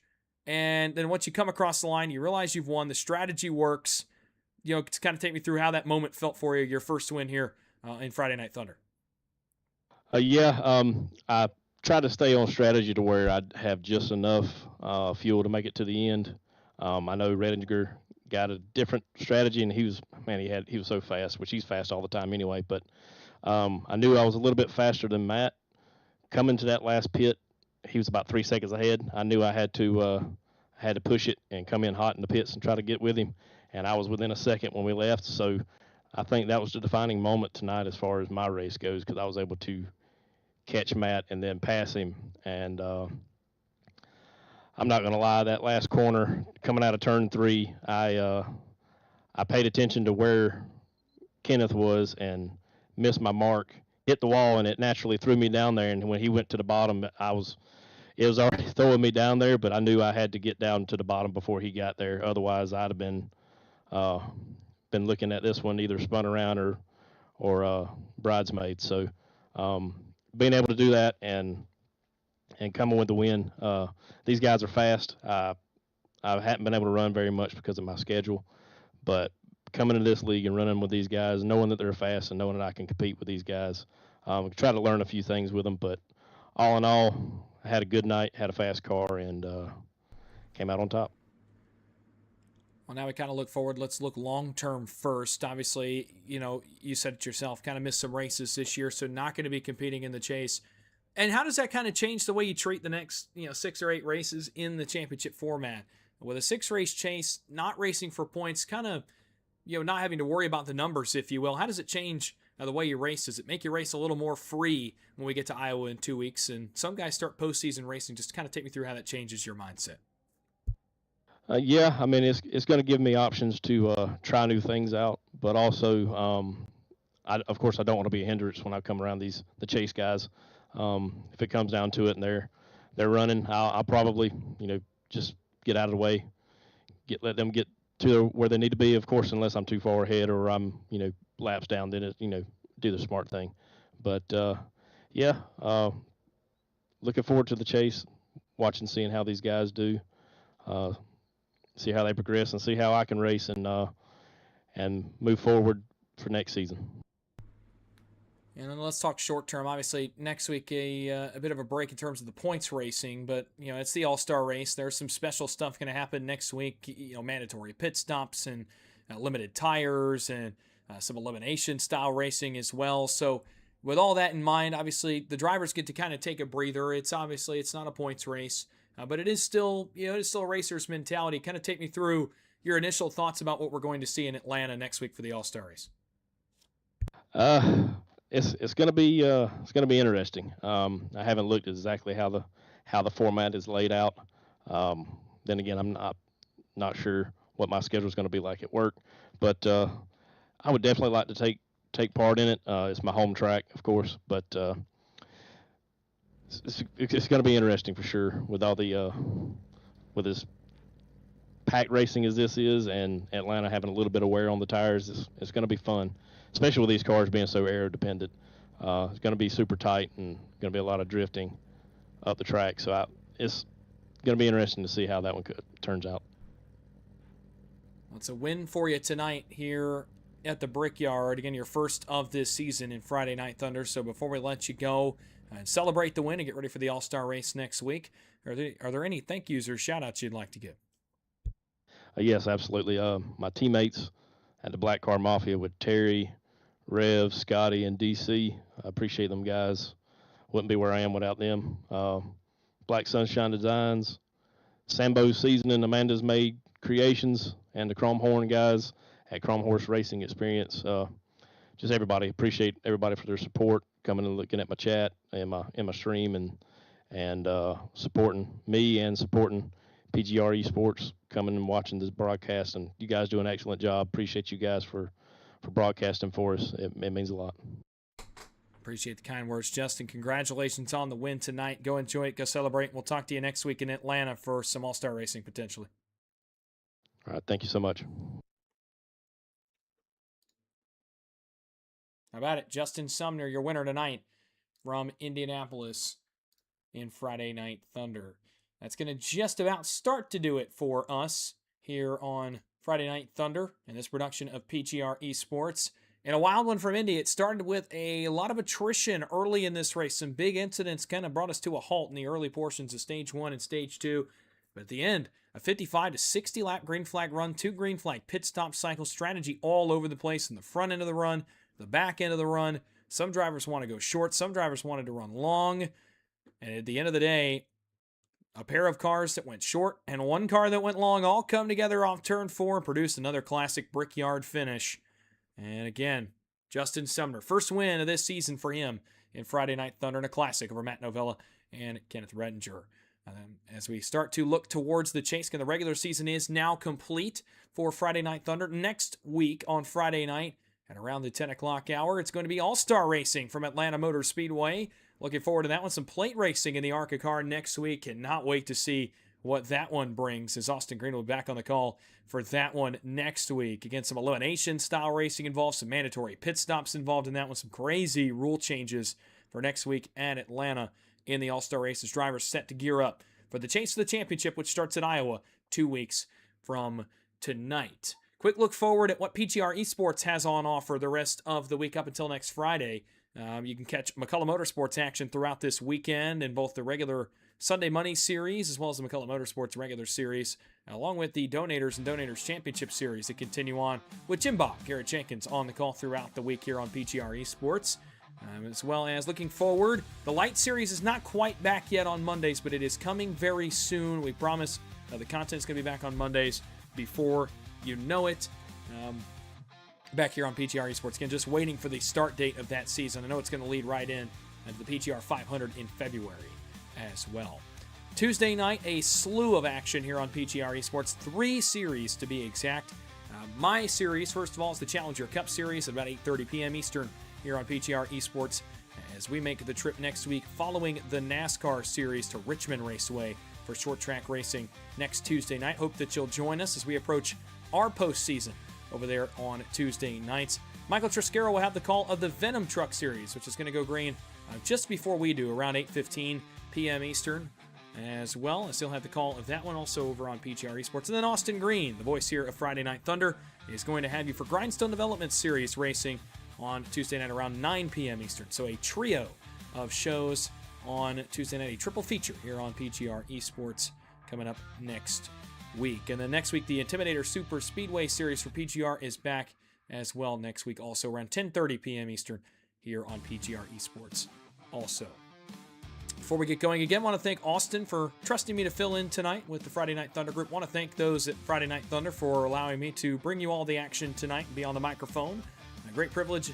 Every time I get asked to do this, it's a great privilege to get in front of a new group and call a race. And hopefully you enjoyed what you saw tonight. I brought you the action in a way that you enjoyed.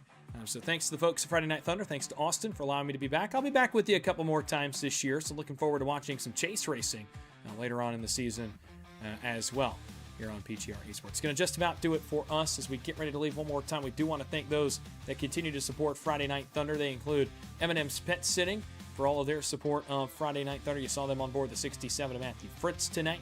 We also want to thank Abingdon Collision and Towing Incorporated for their continued support of MRL and Friday Night Thunder, as well as Blue Ridge Auto Group, who you saw on board the 18 of Jay Stinson tonight throughout the course of the race. Thank you to all that continue to support not only Friday Night Thunder and MRL, but PGR eSports as a whole. It's going to wrap it up for us from the Brickyard. A chaotic one comes to an end with a classic Brickyard photo finish. Boy, if only we had those double flags over top of the yard of bricks. Congratulations to Justin Sumner, the winner from Indianapolis, as he will kiss the bricks for his first win of the 2026 Friday Night Thunder season. We're back next week for All-Star Racing from Atlanta here at 10 o'clock Eastern on PGR eSports. Again, my name is Dawson Wise. Thank you so much for your attendance and participation in tonight's broadcast. I hope that you enjoyed everything that you saw tonight and hope you'll be back for more next week. Thank you so much again. Until next time, good night from Indy. We'll see you in Atlanta next week.